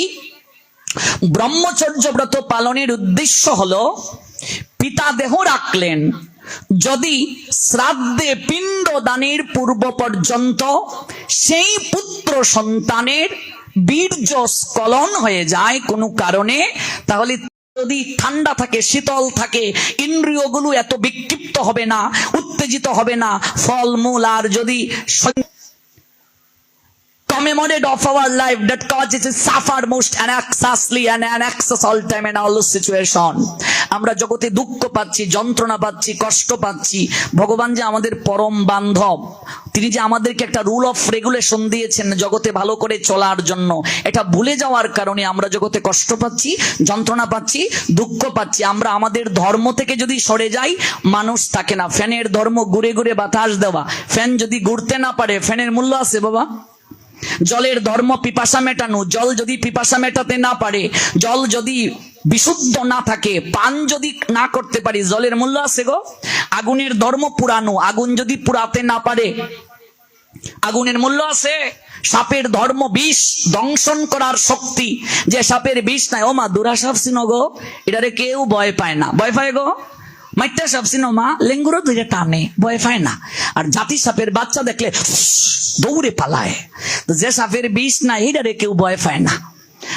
ফ্যান যদি ঘুরতে না পারে, ফ্যান এটা বাদ দিয়ে আরেকটা লইয়া গেল নতুন, যে গরম, এই ফ্যানেরও মূল্য নাই।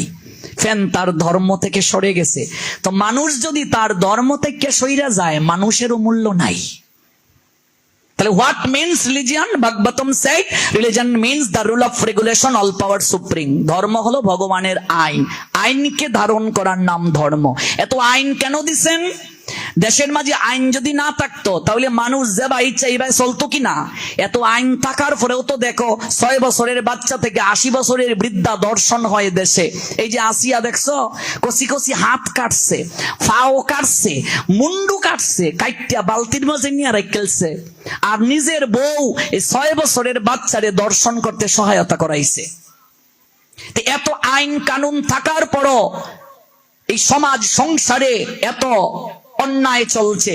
আর যদি আইন কানুন পুলিশ কিচ্ছু না থাকতো, মানুষ যা খুশি তাই করতো কিনা? এই জন্য ভগবান কিছু আইন দিয়েছেন, এগুলো যদি না করো, এইভাবে না চললে তোমার এই শাস্তি হবে। ভালো করে বুঝবেন কথা, সহজ একেবারে। নিজেরা সবাই আমরা সিলেটি মানুষ, আমি একেবারে মায়ের ভাষায় বলতেছি।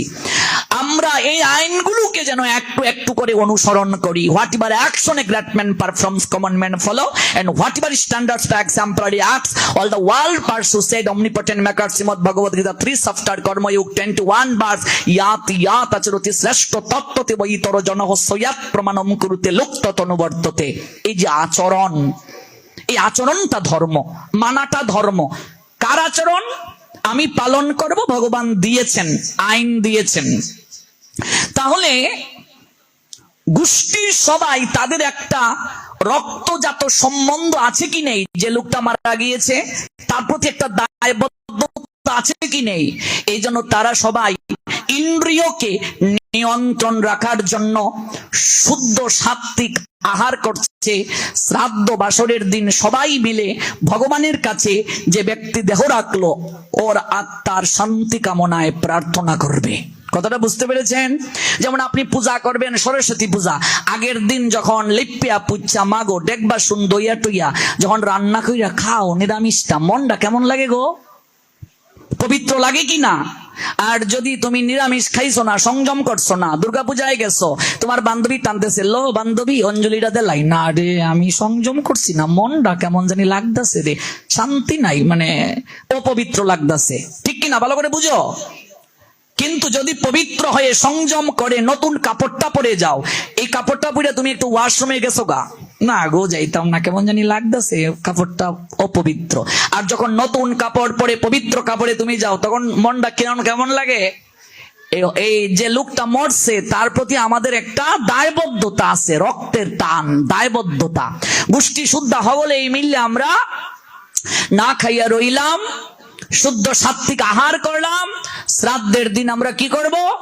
তার উদ্দেশ্যে প্রার্থনা করব। কিন্তু দুর্ভাগ্য কি জানো? যারে জীবনে দেখছিও না, গোষ্ঠীর মানুষ হুনছি খালি ভারতে আছে, জীবনে দেখছিও না, কায়া দেখলে তো মায়া বাড়ে। এখন হে মইরা গেছে গা, এখন তো যেহেতু রক্তের সম্বন্ধ অনেকেই চিল্লায়, কি তা ওষুধ পালন করতাম, দেখছি না, হুনছি না, হ্যাঁ, এরকম অনেকেই কয়। এই যে মূল তত্ত্ব থেকে সরে গিয়ে পালন করতে হয়, এই সিদ্ধান্তে আমরা রয়ে গেছি। তাহলে এক কথায় উপসংহার কি? এটি হলো ব্রহ্মচর্য ব্রত পালন। এই জন্য সন্তান হবিষণ্য খায়। হবিষণ্য মানে কি? হবিষণ্য মানে এমন কিছু সবজি আছে, এমন কিছু দ্রব্য আছে যেগুলো কেবল সিদ্ধ দিয়ে আমি পাচ্ছি, যেগুলো পেলে মশলা নাই, কোনো কিছু নাই, আমার ইন্দ্রিয় আমাকে এত বিকার দেবে না।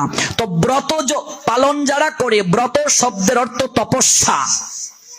আপনি যিনি প্রশ্ন করেছিলেন ওনার উদ্দেশ্যে বলছি, আপনার আত্মীয় বা আমরা সবাই যারা হবিষণ্য গ্রহণ করে ব্রত করছি, মূলত এইটা একটা ভজনের অঙ্গ। কিন্তু হবিষণ্য খাওয়াটাই কেবল এই মাসে ভজন নয়, ভালো করে কথা বুঝবেন। এটা আপনাকে ভজনে সহায়তা করছে। সহায়তা কি? 4-5টা আইটেম রান্না করতে সময় তো লাগে রে মা, হ্যাঁ? এই মাসে কর্মকাণ্ডের অনুষ্ঠান সব নিষিদ্ধ। স্মার্তবাদীরা বলে এটিকে মল মাস। তিনি প্রশ্ন করেছিলেন আমার কাছে কাল, অনেক জোর দিয়ে বলছেন যে এটা আলোচনা করতেই হবে। মল মাস এটিকে অনেকেই বলেন। স্মার্ত মত অবলম্বী যারা, মনে রাখবে আমরা যে মতে একাদশী করি, ধর্মীয় পালন করি আচরণ, এই মতের নাম কি বলুন? গোস্বামী মত। ইয়েস। ওমা কোন মতে গো? গোস্বামী মতে, আমরা কই না গোস্বামী মতে একাদশী কোন দিন গো, পঞ্জিকায় লেখা আছে। আরেকটা দেখবা লেখা আছে স্মার্ত মতে।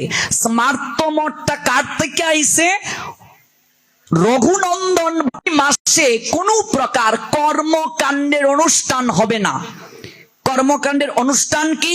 এই মাসে বিবাহ নিষিদ্ধ, এই মাসে গৃহে প্রবেশ নিষিদ্ধ, এই মাসে অন্নপ্রাশন নিষিদ্ধ, এই মাসে সন্তানের নামকরণ নিষিদ্ধ, এই মাসে ঘর তৈরি করা নিষিদ্ধ। কোনো কিছু এই মাসে কর্মকাণ্ডের যত অনুষ্ঠান আছে কোনো কিছু এই মাসে হবে না। তাহলে কাণ্ড হলো দুটি, একটি কর্মকাণ্ড আর একটি ভক্তি কাণ্ড। আর গীতায় কাণ্ড তিনটি, কর্মকাণ্ড, জ্ঞান কাণ্ড, ভক্তি কাণ্ড। আর মার্গের ক্ষেত্রে একটা কর্মমার্গ, একটা ভক্তি মার্গ। তাহলে কর্মমার্গের অনুষ্ঠান কিচ্ছু এই মাসে হবে না। ভক্তি মার্গ বা ভক্তি কাণ্ডের অনুষ্ঠানগুলো এই মাসে পালন করো। অর্থাৎ ভক্তি কাণ্ডকে আমরা গ্রহণ করব, যেহেতু কর্মকাণ্ডের অনুষ্ঠান এই মাসে হচ্ছে না, এই মাসে হবে না। এই মাসে বিবাহ হবে না, এই মাসে কোনো প্রকার কর্মকাণ্ডের যে অনুষ্ঠানগুলো আছে এগুলো হবে না। এবার আসুন, এই মাসটি তাহলে কোথা থেকে এলো? এই মাসকে মোটামুটি যদি আমি অল্প কথাতেও ব্যাখ্যা করি তাহলে আপনাকে একটু জ্যোতির্বিজ্ঞানের দিকে দৃষ্টি দিতে হবে। জ্যোতিষ শাস্ত্র যাকে বলে, ওই জ্যোতির্বিজ্ঞান মতে আমাদের একটি হলো চান্দ্রমানটির সূর্যোদয়ের আগে তিথির অমাবস্যা হয়, সেই দিনটি মাসের প্রথম দিন। অন্যদিকে পূর্ণিমা অন্তপ্রতায় চান্দ্র মাসের পূর্ণিমার পরের দিনের মাস শুরু। একটি মাস দুটো পক্ষ নিয়ে ঘটিত হয়, 15 দিনে একটা পক্ষ, দুই পক্ষে এক মাস হয়। তাহলে একটা শুক্ল পক্ষ আর একটা কোন পক্ষ? কৃষ্ণ পক্ষ। 15 দিনে যেহেতু এক পক্ষ, অমাবস্যান্ত বা মুখ্যমান পদ্ধতিতে মাসের প্রথমে আসে শুক্ল পক্ষ, পরে আসে কৃষ্ণ পক্ষ। পূর্ণিমা অন্ত বা গৌণমান পদ্ধতিতে এটির বিপরীত হয়।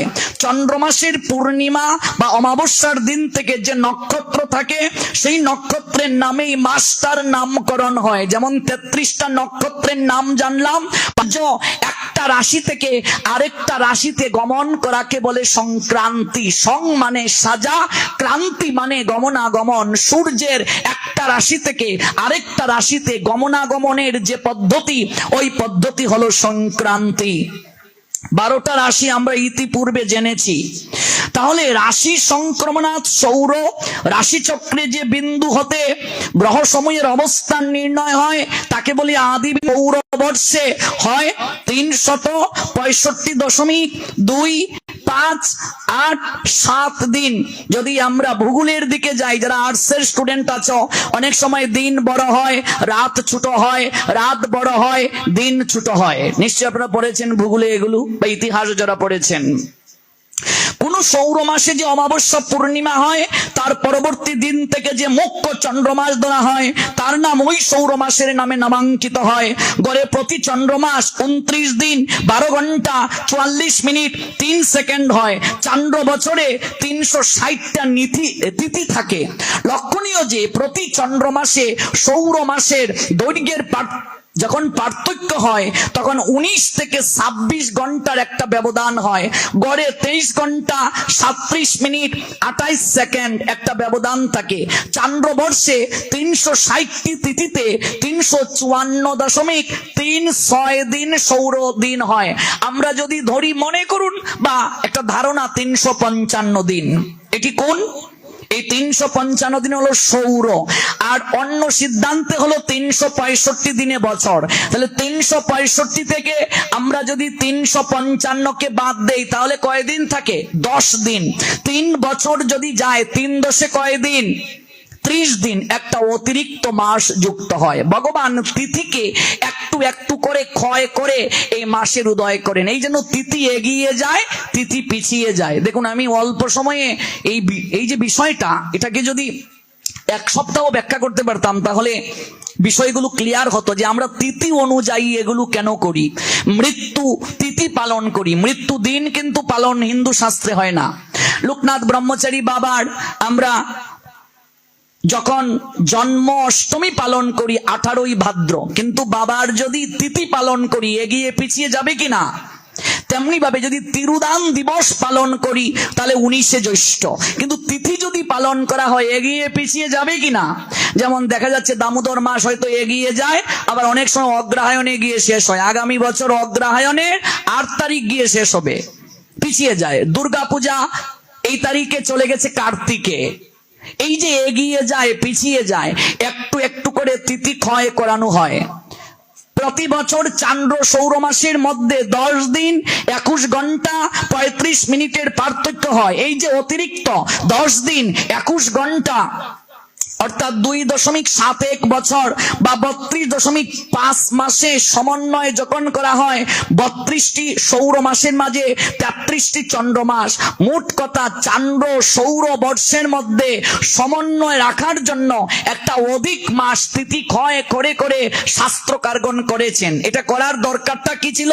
যদি না করা হতো তাহলে দেখা যেত চন্দন যাত্রা মহোৎসবটা গরমে না হয়ে হয়তো শীতের সময়ে চলে যেত। এই যে ব্যালেন্স রাখার জন্য মৌসুমী যে ফলগুলো আমরা ফল উৎসব করি, যেমন আমরা ভাগবতে দেখতে পাই ফলওয়ালি মা একটা লীলা আছে, গোবিন্দকে ফল দিয়েছিলেন, আপনারা নিশ্চয়ই শুনেছেন লীলা। এটা বৈশাখে হয়, কারণ বৈশাখ জ্যৈষ্ঠ মধুমাস এই মাসগুলোতেই তো ফল পাওয়া যায়। এখন এই উৎসবটা যদি মাঘে চলে যায় তাহলে কি এই সময়ে ফলগুলো পাওয়া যাবে? ওই ব্যালেন্স রাখার জন্য তিথিকে ক্ষয় করিয়ে করিয়ে একটা অধিক মাস যুক্ত করা হয়েছে। এটার পশ্চাতে মূল কারণটা হলো একটা পৌরাণিক কাহিনী। কাহিনীটা হলো হিরণ্যকশিপু যখন ব্রহ্মার কাছে বর চেয়েছিলেন, তখন হিরণ্যকশিপু সব বর পাওয়ার পরে মনে মনে ভাবছেন, এরপরেও যদি আমার কোনো কারণে মৃত্যুটা হয়ে যায়, এটাকে তো আমি রক্ষা করতে পারবো না। ব্রহ্মা চলে যাচ্ছেন, ডেকে বলছেন, ব্রহ্মদেব আমার আরেকটা বর প্রার্থনা করার বাকি আছে। ব্রহ্মা বলেন, বাবা আরেকটা কি বর তুমি চাও? বললেন, তোমাকে দিলাম যেন দেবতার দ্বারা মৃত্যু না হয়, মানুষের দ্বারা মৃত্যু না হয়, দিনে মৃত্যু না হয়, রাতে মৃত্যু না হয়, গড়ে মৃত্যু না হয়, বাইরে মৃত্যু না হয়, আকাশে পাতালে মাটিতে কোথাও যেন মৃত্যু না হয়, অস্ত্র দ্বারা মৃত্যু না হয়, পশু পাখি কীট পতঙ্গ কিন্নর গন্ধর্ব অপ্সরা কোনো কিছুর দ্বারাই যেন তোমার মৃত্যু না হয়। সব বরেই তো পেলে, আর কি প্রয়োজন? হিরণ্যকশিপু বলেন, আরেকটা বর আমি চাই, আমার 12 মাসের মাঝে যেন কখনো মৃত্যু না হয়। হিরণ্যকশিপু বলছে, দেখি আবার আমারে মারে কে? 12 মাসের মাঝে যদি আমার মরণ না হয় তাহলে আমার মরণটা হইব কোন দিন? ওই হিরণ্যকশিপুকে মারার জন্য একটু একটু করে তিথিকে ক্ষয় করানো হলো, আগানো হলো, পিছানো হলো। কারণ 12 মাসের মাঝে হিরণ্যকশিপুর মৃত্যু হবে না, ব্রহ্মা তাকে বর দিয়েছেন। তাই ভগবান বললেন, হিরণ্যকশিপু তুমি নিজেকে চালাক মনে করেছো, কিন্তু আমি জগৎকে সৃষ্টি করেছি, ব্রহ্মাকেও আমি সৃষ্টি করেছি। আমার থেকে জগতে শ্রেষ্ঠ আর চালাক কে হতে পারে? তাই আমি আরেকটা অতিরিক্ত মাস সৃষ্টি করে হলেও তোমায় মারবো, আর ব্রহ্মার বরকেও আমি সম্মান প্রদর্শন করব। তাই ওই অধিক মাসে ভগবান নৃসিংহ রূপে আবির্ভূত হয়েছিলেন হিরণ্যকশিপুকে বধ করার জন্য। বললেন, এই হিরণ্যকশিপু, ওই 12 মাসের মাঝে তোর মৃত্যু হচ্ছে না, একবার তাকিয়ে দেখ, এটা অধিক মাস। কারণ আমাদের মাস কখনো দিন হিসেবে গণনা হয় না, তিথি অনুযায়ী। ভালো করে বুঝবেন, তিথি অনুযায়ী আমাদের সকল কার্য তিথি অনুযায়ী, এমনকি বিবাহটাও তিথি অনুযায়ী হয়, ঠিক কিনা? গৃহ নির্মাণ তিথি অনুযায়ী, সবকিছু তিথি এগিয়ে যায় পিছিয়ে যায়। তুমি বলেছিলে ব্রহ্মার কাছে তোমার দিনে এবং রাতে যেন মৃত্যু না হয়, আমি তোমাকে গুদুলি লগনে মারছি, এটা দিনও নয় রাতও নয়। অস্ত্রের দ্বারা যেন তোমার মৃত্যু না হয়, আমি নখ দিয়ে তোমায় মারছি, তোমাকে মারতে আমার অস্ত্রেরও প্রয়োজন নাই। তুমি বলেছিলে দেবতার দ্বারা যেন মৃত্যু না হয়, কোন মানুষের দ্বারা যেন মৃত্যু না হয়, পশুর দ্বারা যেন মৃত্যু না হয়, কিন্নর গন্ধর্ব রাক্ষস দক্ষ যক্ষ কারো দ্বারা যেন মৃত্যু না হয়। আমার দিকে তাকিয়ে থাকো, আমার এই রূপ না দেবতা না মানব না পশু, আমার মিশ্র রূপ। ভগবান নৃসিংহদেবের রূপটা কেমন? মিশ্র রূপ। দেখো, তুমি বলেছিলে আকাশে যেন মৃত্যু না হয়, পাতালে যেন মৃত্যু না হয়, তোমার মৃত্যু যেন ভূমিতে না হয়। ঘরে বাইরে যেন মৃত্যু না হয়। তোমাকে ঘরেও মারছি না, বাইরেও মারছি না। চৌকাট অমা সালামে বুঝো, চৌকাটটার এখানে মারতেছি, এটা ঘর নয়, বাহিরও নয়। আর তোমাকে আকাশেও মারছি না, পাতালেও মারছি না, ভূমিতেও মারছি না, উরুতে ফেলে নখ দিয়ে তোমায় মারছি। 12 মাসের মাঝে তোমায় মারছি না, অধিক মাসে তোমায় মারছি। ভগবান যদি কাউকে মারতে চান, কেউ আটকাতে পারবে? আমরা তার হাতের পুতুল। ওই অধিক মাসের সৃজন হলো। ভালো করে বুঝবেন, আমি শেষ করব, একটু তত্ত্বটা বুঝুন, তারপর আমি একটু 15 মিনিট একটু ভক্তি সম্বন্ধে আলোচনা না করলে তো আমার তৃষ্ণা মিটে না। এই জন্য আমি 11টাতেই শেষ করে দেব।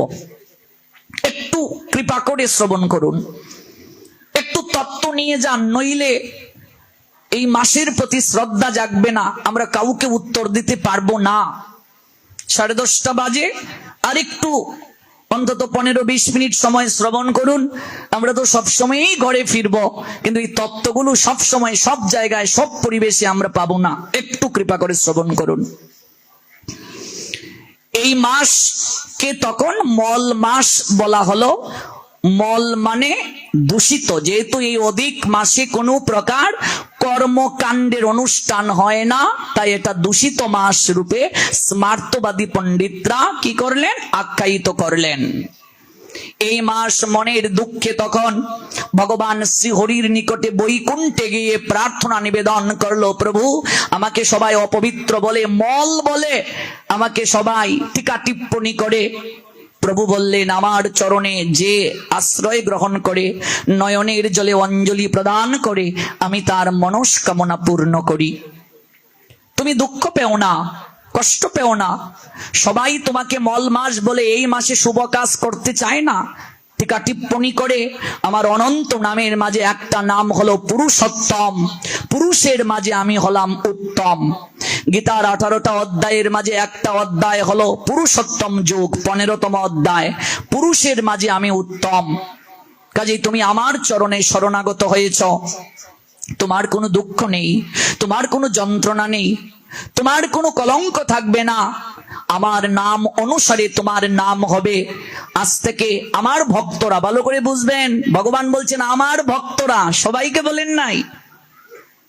যারা ভগবানকে ভালোবাসবে, যারা ভগবানকে স্বীকার করবে, তারাই এই মাস পালন করবে। তাহলে আমরা তো সবাই ভগবানকে ভালোবাসি, আমরা কি আদৌ করছি?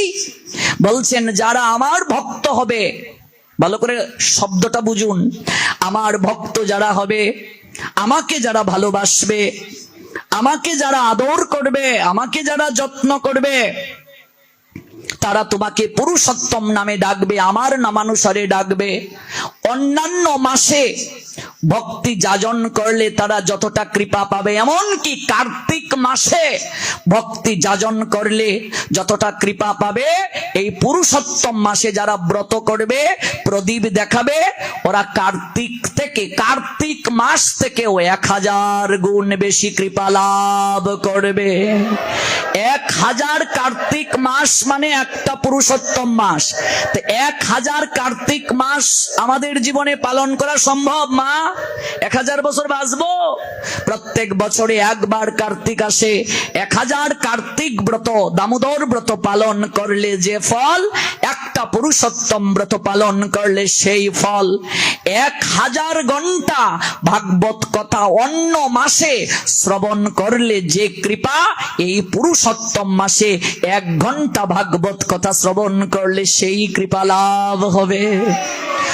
প্রহ্লাদ সংহিতায় আছে, একটা তুলসী কাষ্ঠের প্রদীপ যদি কেউ ভগবানকে দর্শন করায়, 1 লক্ষ মাটির প্রদীপ দর্শন করানোর কৃপা লাভ করবে।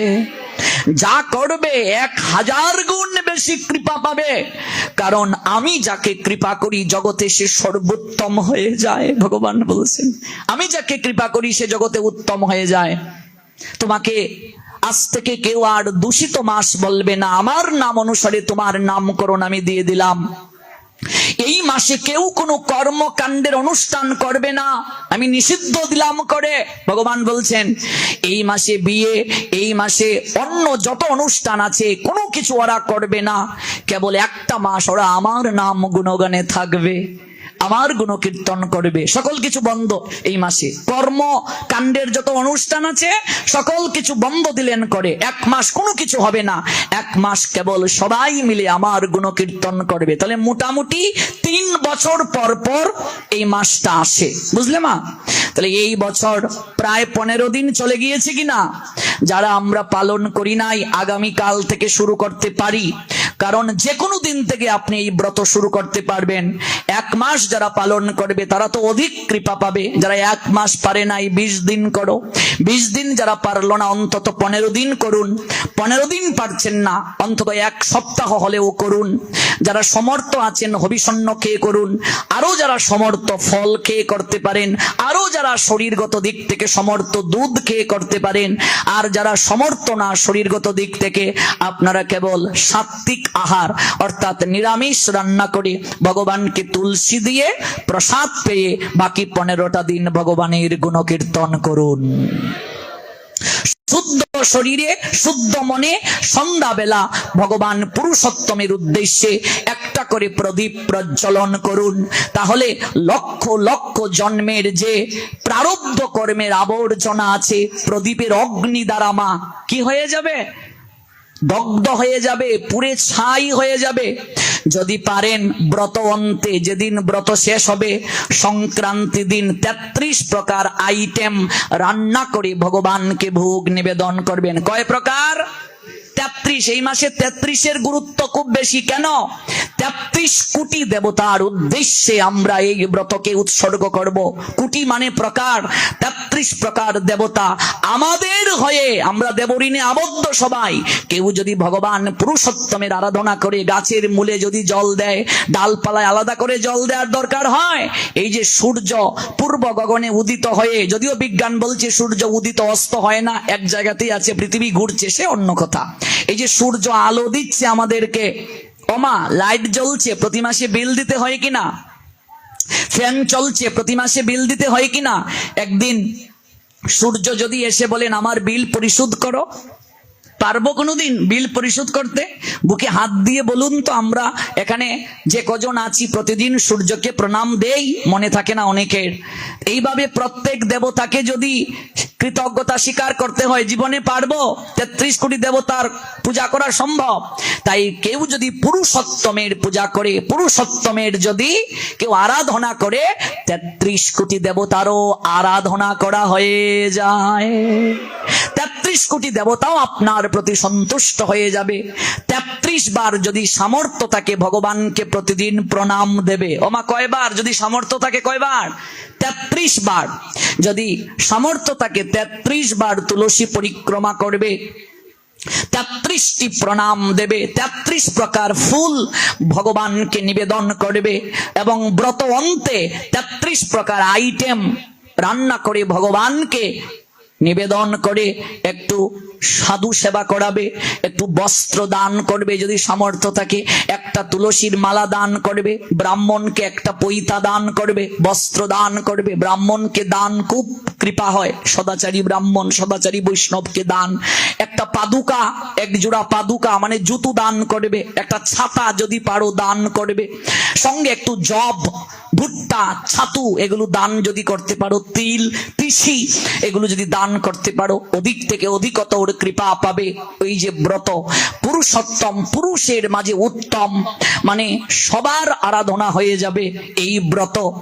আর অভিসন্ন মানে আমার ইন্দ্রিয়টু একটু সংযম হলো, আমি যেন নিষ্ঠা সহকারে প্রভুর আরাধনা করতে পারি, এটাই হলো মূল কথা।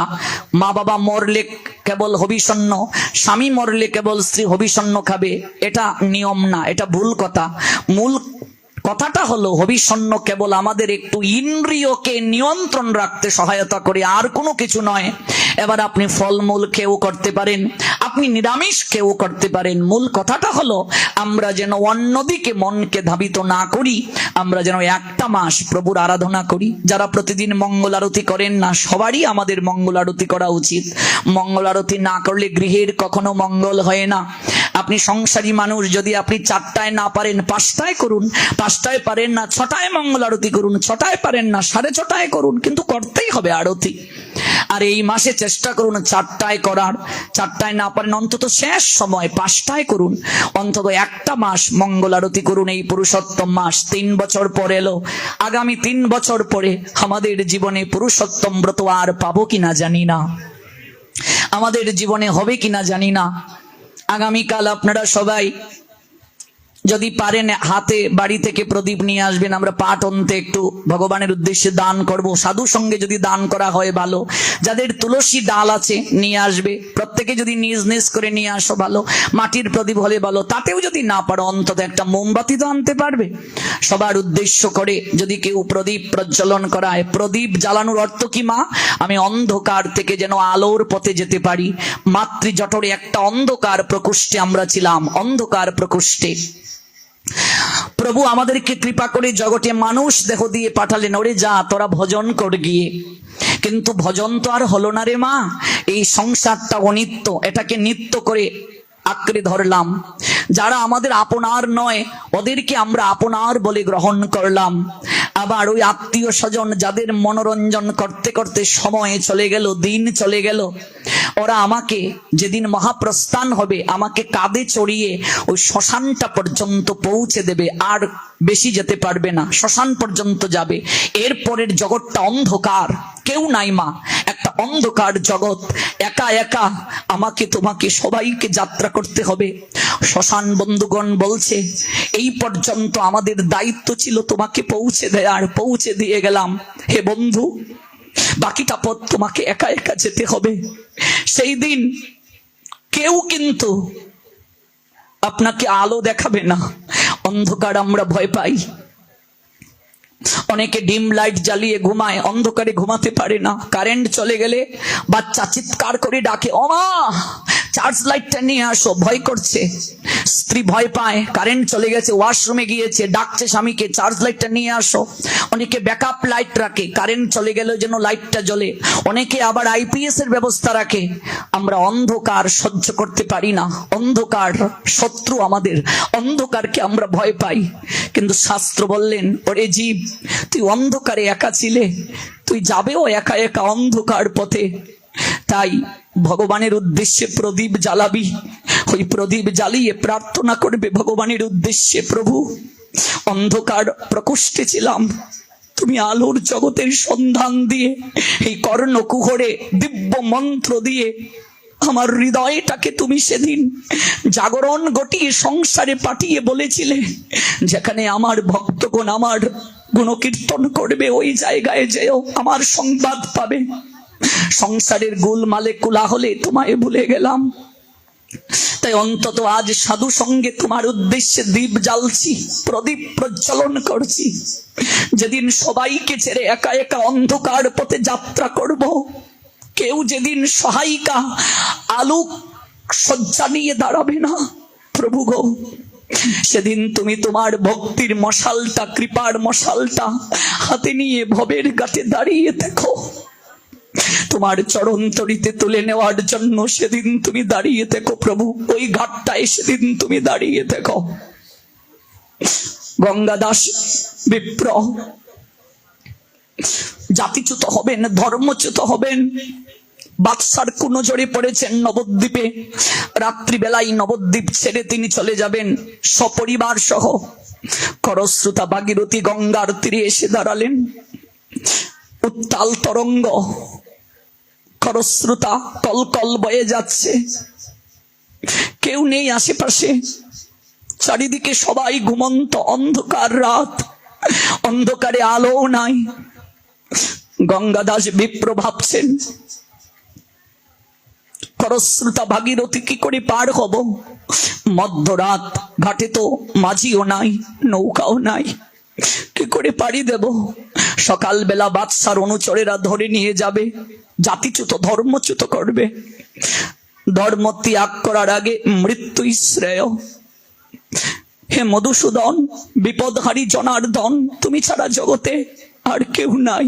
মারে, যখন আমরা সবার কাছ থেকে দৃষ্টি সরে দিতে দেখি, সবাই যখন আমার তোমার দিক থেকে দৃষ্টি সরিয়ে নিয়েছে, কারো কাছে যখন আর কোনো ভরসা পাই না, কারো কাছে যখন আর সহায়তা পাই না, তখন আমরা ঊর্ধ্ব গগনে নয়ন জল ত্যাগ করে ভগবানকে ডাকি, তুমি ছাড়া আমার আর কেউ নাই।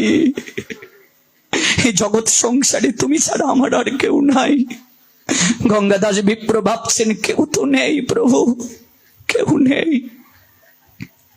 আমি ধর্ম ত্যাগ করতে পারবো না, তাহলে আমি ওই সুরধরী গঙ্গায় ভাগীরথীর স্রোতেই প্রাণ বিসর্জন দেব।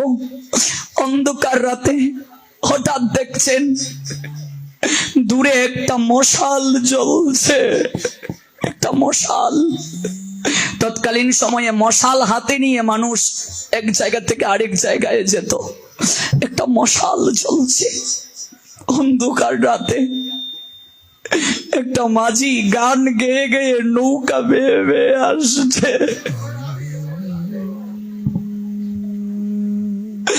লোকটার সুর কত দিনের চেনা, কত মায়া, কণ্ঠে কত মধুরতা। নবদ্বীপের গঙ্গাদাস বিপ্র এতক্ষণ ভীত ছিল, কিন্তু মুহূর্তের মাঝে ওই গান যখন তার কানে বসলো, কোথা থেকে যেন সকল ভয় কেটে গেল। তুমি পারের কর্তা, জেনে বার্তা পার করো আমারে হরি।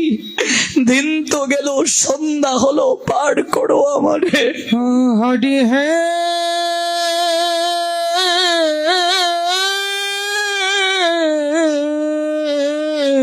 মারে, সৃষ্টির প্রথম যানবাহন হলো নৌকা। মা, সনাতনীরা বিশ্বাস করে প্রত্যেককে একদিন শেষের দিনে গিয়ে ভব নদীর ঘাটে দাঁড়াতে হয়।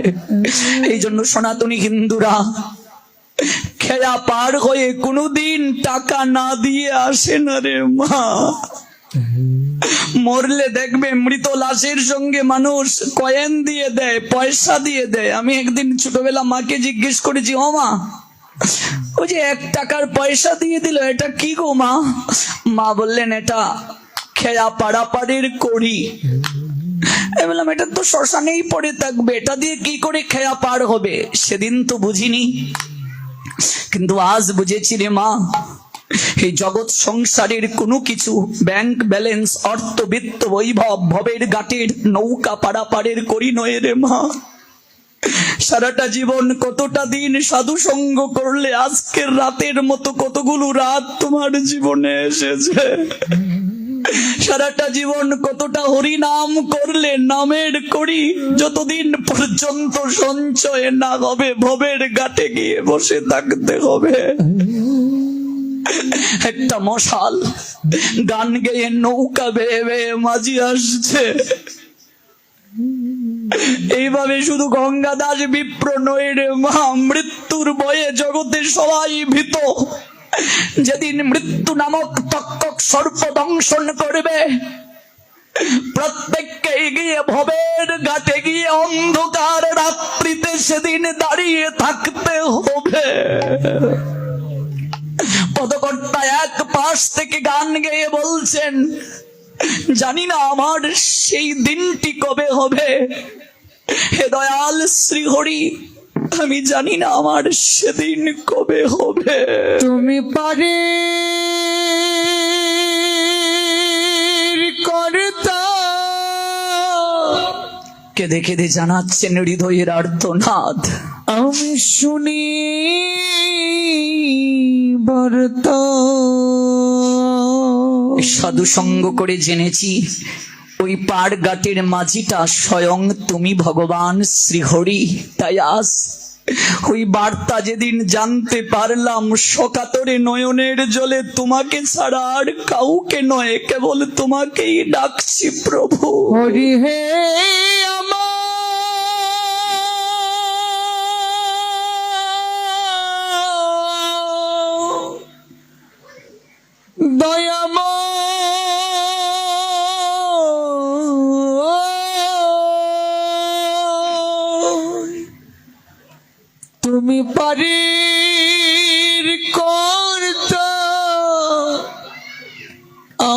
শুনি বার্তা, তুমি যে বাড়ির কর্তা, বহু জন্মের ভাগ্য ছিল সাধু সঙ্গ করে তা জানতে পেরেছি প্রভু, ইকোটা বলো। জানতে পেরেছি, তাই তো তোমায় ডাকছি প্রভু। বলো বলো কোন দিন পার করিবে,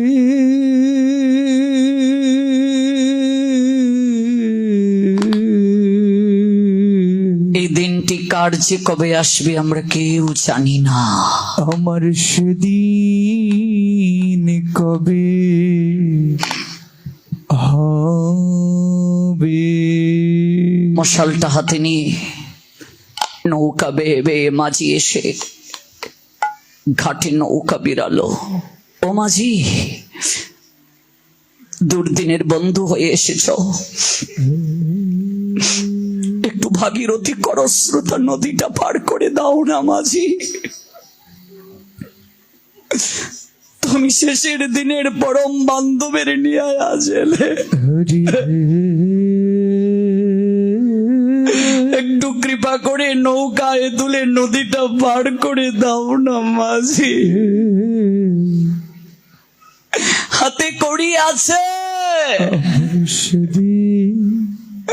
মাঝি জিজ্ঞেস করছে কড়ি আছে? কিছু নিয়ে আসতে পারিনি।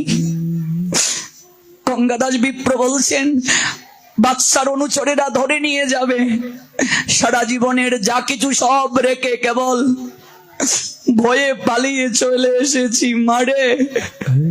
ওই ঘাটটায় যেদিন আমি তুমি গিয়ে দাঁড়াবো, কোনো কিছুই সঙ্গে নিয়ে যেতে পারবো না, একা একা সেদিন যেতে হবে। ঘাটের মাঝি প্রাণ গোবিন্দ, একমাত্র গোবিন্দের সনে যার সম্বন্ধ আছে তার পারাপার হবে, আর যার সম্বন্ধ নাই তার ওই খেয়া পারাপার বন্ধ। তার শোনে নাই যার সম্বন্ধ। মহাজন বলছেন ওই ঘাটের মাঝি গোবিন্দের সনে যার সম্বন্ধ নাই তার খেয়া পারাপার বন্ধ। ওগো এই ঘাটে তার খেয়া বন্ধ, হোক না রাজা জমিদার, হোক না রাজা জমিদার। সেদিন কোনো চ্যানেল দ্বারা হবে না, অর্থ বিত্ত বৈভব ক্ষমতা দ্বারা হবে না। গোবিন্দের শোনে, গৌরাঙ্গের শোনে, গুরু বৈষ্ণবের শোনে যার সম্বন্ধ নাই তার খেয়া পারাপার বন্ধ, কারণ সেদিন একা একা যেতে হবে। ও সেদিন একা একা যেতে হবে। দয়াল শ্রীহরি ছাড়া কেউ বান্ধব নাই সেদিন। হরি হে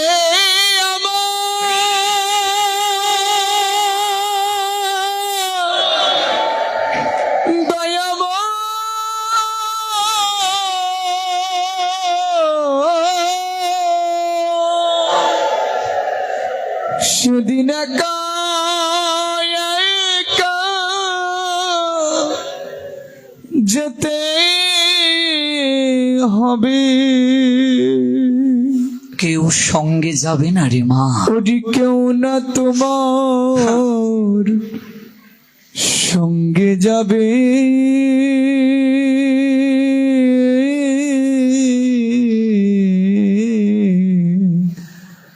আমার সেদিন কবে হবে। ব্যবসায়ীও হিসাব করে দিন শেষে সন্ধ্যা বেলায় কত টাকা কেনা বেচা হলো। গৃহ করতে হিসাব না করলে সংসার চালাতে হিমশিম খেয়ে যায়, কত টাকার তেল, কত টাকার বাজার খরচ যায়। সেদিন সকল কিছু হিসাব করে নৌকায় তোলা হবে। একটিবারও কি জীবনের হিসাব করেছি যে কারণে এলাম? আমার 40, 50, 60, 70 যার যত বয়স হলো, এই বয়সের জীবনে আমি নিজের জন্য কি করলাম? এই ভবের মাঝে আসা যাওয়া সকল কিছুই হলো, কিন্তু তোমায় ডাকতে পারলাম না। তোমায় ডাকা হলো না। মাতৃজঠরে যা কথা দিয়ে এসেছিলাম তা পালন করতে পারিনি। যা বলবো বলে এসেছিলাম, আমাদের কৃপা করে তোলো না। হলো না। মাঝি কৃপা করে নৌকায় তুলে নিলেন। নৌকা গিয়ে ভিড়ল। বস্ত্রের কিছুটা অংশ দিয়ে গেলেন গঙ্গাদাস বিপ্র। তারপর তীরে দাঁড়ালেন, কোথায় যেন নৌকা হারিয়ে গেল। সারাটা জীবন তিনি অনুসন্ধান করলেন, ওই রাতের কথা বলতে পারলেন না। মাঝি কে ছিল, কে নৌকা বেয়ে এলো, কে কৃপা করলো। যেদিন শ্রীবাসাঙ্গিনায় আমার মহাপ্রভু মহাপ্রকাশ রূপ সবাইকে দর্শন করাচ্ছেন, সবার পূর্ব স্মৃতি স্মরণ করিয়ে দিচ্ছেন, সেদিন গৌর হরি গঙ্গা দাসকে ডাকছেন, ও গঙ্গা দাস এদিকে আসো। মনে কি পড়ে? তুমি সারাটা জীবন তুমি একটা জিজ্ঞাসার উত্তর চাচ্ছ গঙ্গা দাস। যেদিন সম্রাটের অনুচর তোমাকে ধরে নিয়ে ধর্মচ্যুত করতে চাইবে, তুমি রাত্রে পালিয়ে গিয়েছিলে। মধ্যরাত্রিতে তুমি একজনের নাম ধরে অজুর দ্বারায় কেঁদেছিলে গঙ্গা দাস। কোথা থেকে এক মাঝি এসে নৌকায় তোমায় তুলে নদীটা পার করে দিয়েছিল। কিছু দিতে পারোনি, বস্ত্রের একটা অংশ আর নয়নের জল তাকে করিয়ে দিয়ে গিয়েছিলে। নয়নের জল করিয়ে দিয়ে গিয়েছিলে গঙ্গা দাস। তোমার এই রহস্যের আমি আজ সমাধান দেব। তোমায় দিব্য দৃষ্টি দিচ্ছি, দেখো গঙ্গা দাস, ওই দিন রাতের কথা স্মরণ করো। ওই মাঝি কে ছিল তুমি তো জানতে চাও। গঙ্গা দাস এসে লুটিয়ে পড়লো, প্রভু কে ছিল সেদিন পরম বান্ধব ওই মাঝিটি। গঙ্গা দাস দেখলেন এই সেই ভয়াল রাত, চারিদিকে ঘুটঘুটে অন্ধকার, এই সেই খরস্রোতা নদী। নৌকায় যে মাঝিটা বসে আছে, ওই মাঝিটার দিকে দৃষ্টি পড়লো। বহু বছর আগে তার দর্শন হলো। গঙ্গাদাস বিপ্র বললেন, প্রভু আমি তো চিনতে পেরেছি, এই সেই মাঝি। আবার তাকিয়ে দেখো গঙ্গাদাস। গঙ্গাদাস তাকিয়ে দেখলেন ওই মাঝি আর সেই জায়গায় নাই, সেখানে আমার শ্রীমন মহাপ্রভু হাতে বইটা নিয়ে বসে আছে।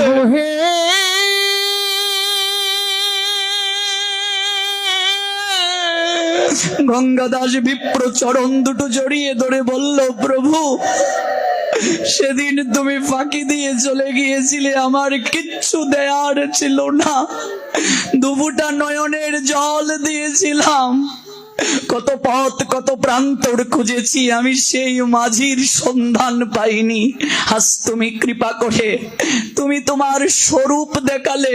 প্রভু গো, আমার এই দেহ মন প্রাণ সকল কিছু আজকে আমি তোমার চরণে সঁপে দিলাম। প্রভু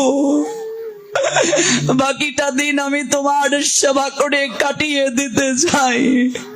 ওই গৌর হরি সন্ন্যাস নিয়ে যখন চলে গিয়েছিলেন নবদ্বীপ ছেড়ে, গঙ্গাদাস বিপ্র নবদ্বীপ ছেড়েছিলেন, যেখানে আমার গৌর নাই আমি সেখানে থাকবো না। নীলাচলের উদ্দেশ্যে যাত্রা করেছিলেন।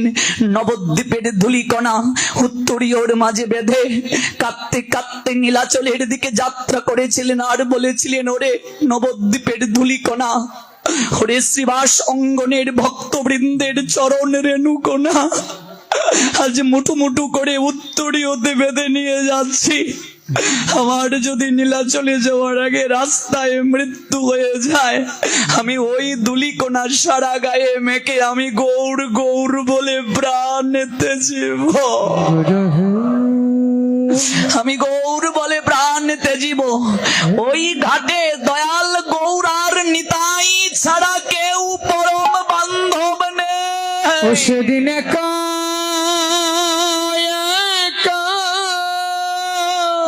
নিতাই গৌর ছাড়া আর কেউ নেই রে মা, কেউ নেই। হবে ওরে যা করে নিতাই আমার সেদিন কবে হবে। হরি হে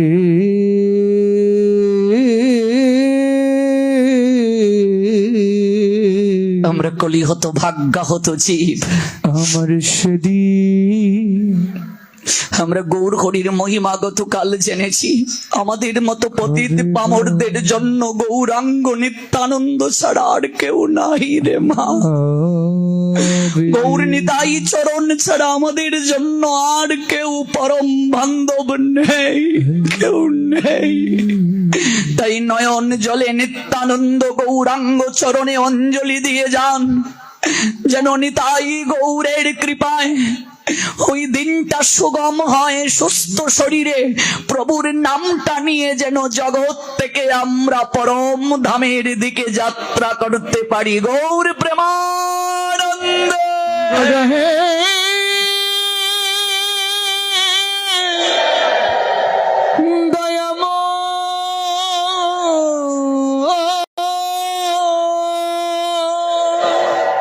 আমাদের একটাই সম্বল চোখের জল, আমাদের আর কোনো সম্পদ নাই, আর কোনো সম্বল নাই। ওই নয়নের জলে প্রেমাঞ্জলি, ভক্তি অঞ্জলি, দক্ষিণা, এটাই শ্রেষ্ঠ দক্ষিণা। ভাগবত পাঠের অন্তে আমরা অর্থ দক্ষিণা দেই, কারণ কিছু ছাড়া কোনো কিছু গ্রহণ নিষ্ফল। কিন্তু মনে রাখবে, অর্থ দক্ষিণা দিলেও কখনো কৃপা হবে না। তার সঙ্গে নয়নের জল যদি কেউ দক্ষিণা না দেয়, ফলমূল বস্ত্র আদি সবকিছু দিয়ে আমরা অর্থ দক্ষিণা দেই, কিন্তু তার সঙ্গে নয়নের জল না দিলে অপূর্ণ থেকে যায় মা, অপূর্ণ। ওই দক্ষিণা দিয়ে ভাগবতে যেতে হয়, ওই দক্ষিণা গুরু বৈষ্ণবের চরণে দিয়ে যেতে হয়। নয়নের জলই আমাদের সম্পদ। সেই নয়নের জলে শ্রীবাস ভাগবতে দক্ষিণা দিয়েছিলেন, আর তার এই অহৈতুকী তত্ত্ব না বুঝে অপরাধ করেছিল। আজ তো আস্বাদন করতে পারলাম না, আগামীকাল শ্রীবাসের চরণে যে অপরাধ দেবানন্দ পণ্ডিত করেছিলেন আর তার শিক্ষার্থীরা করেছিল, এই অপরাধ কি করে মার্জনা হয়েছিল আমরা আগামী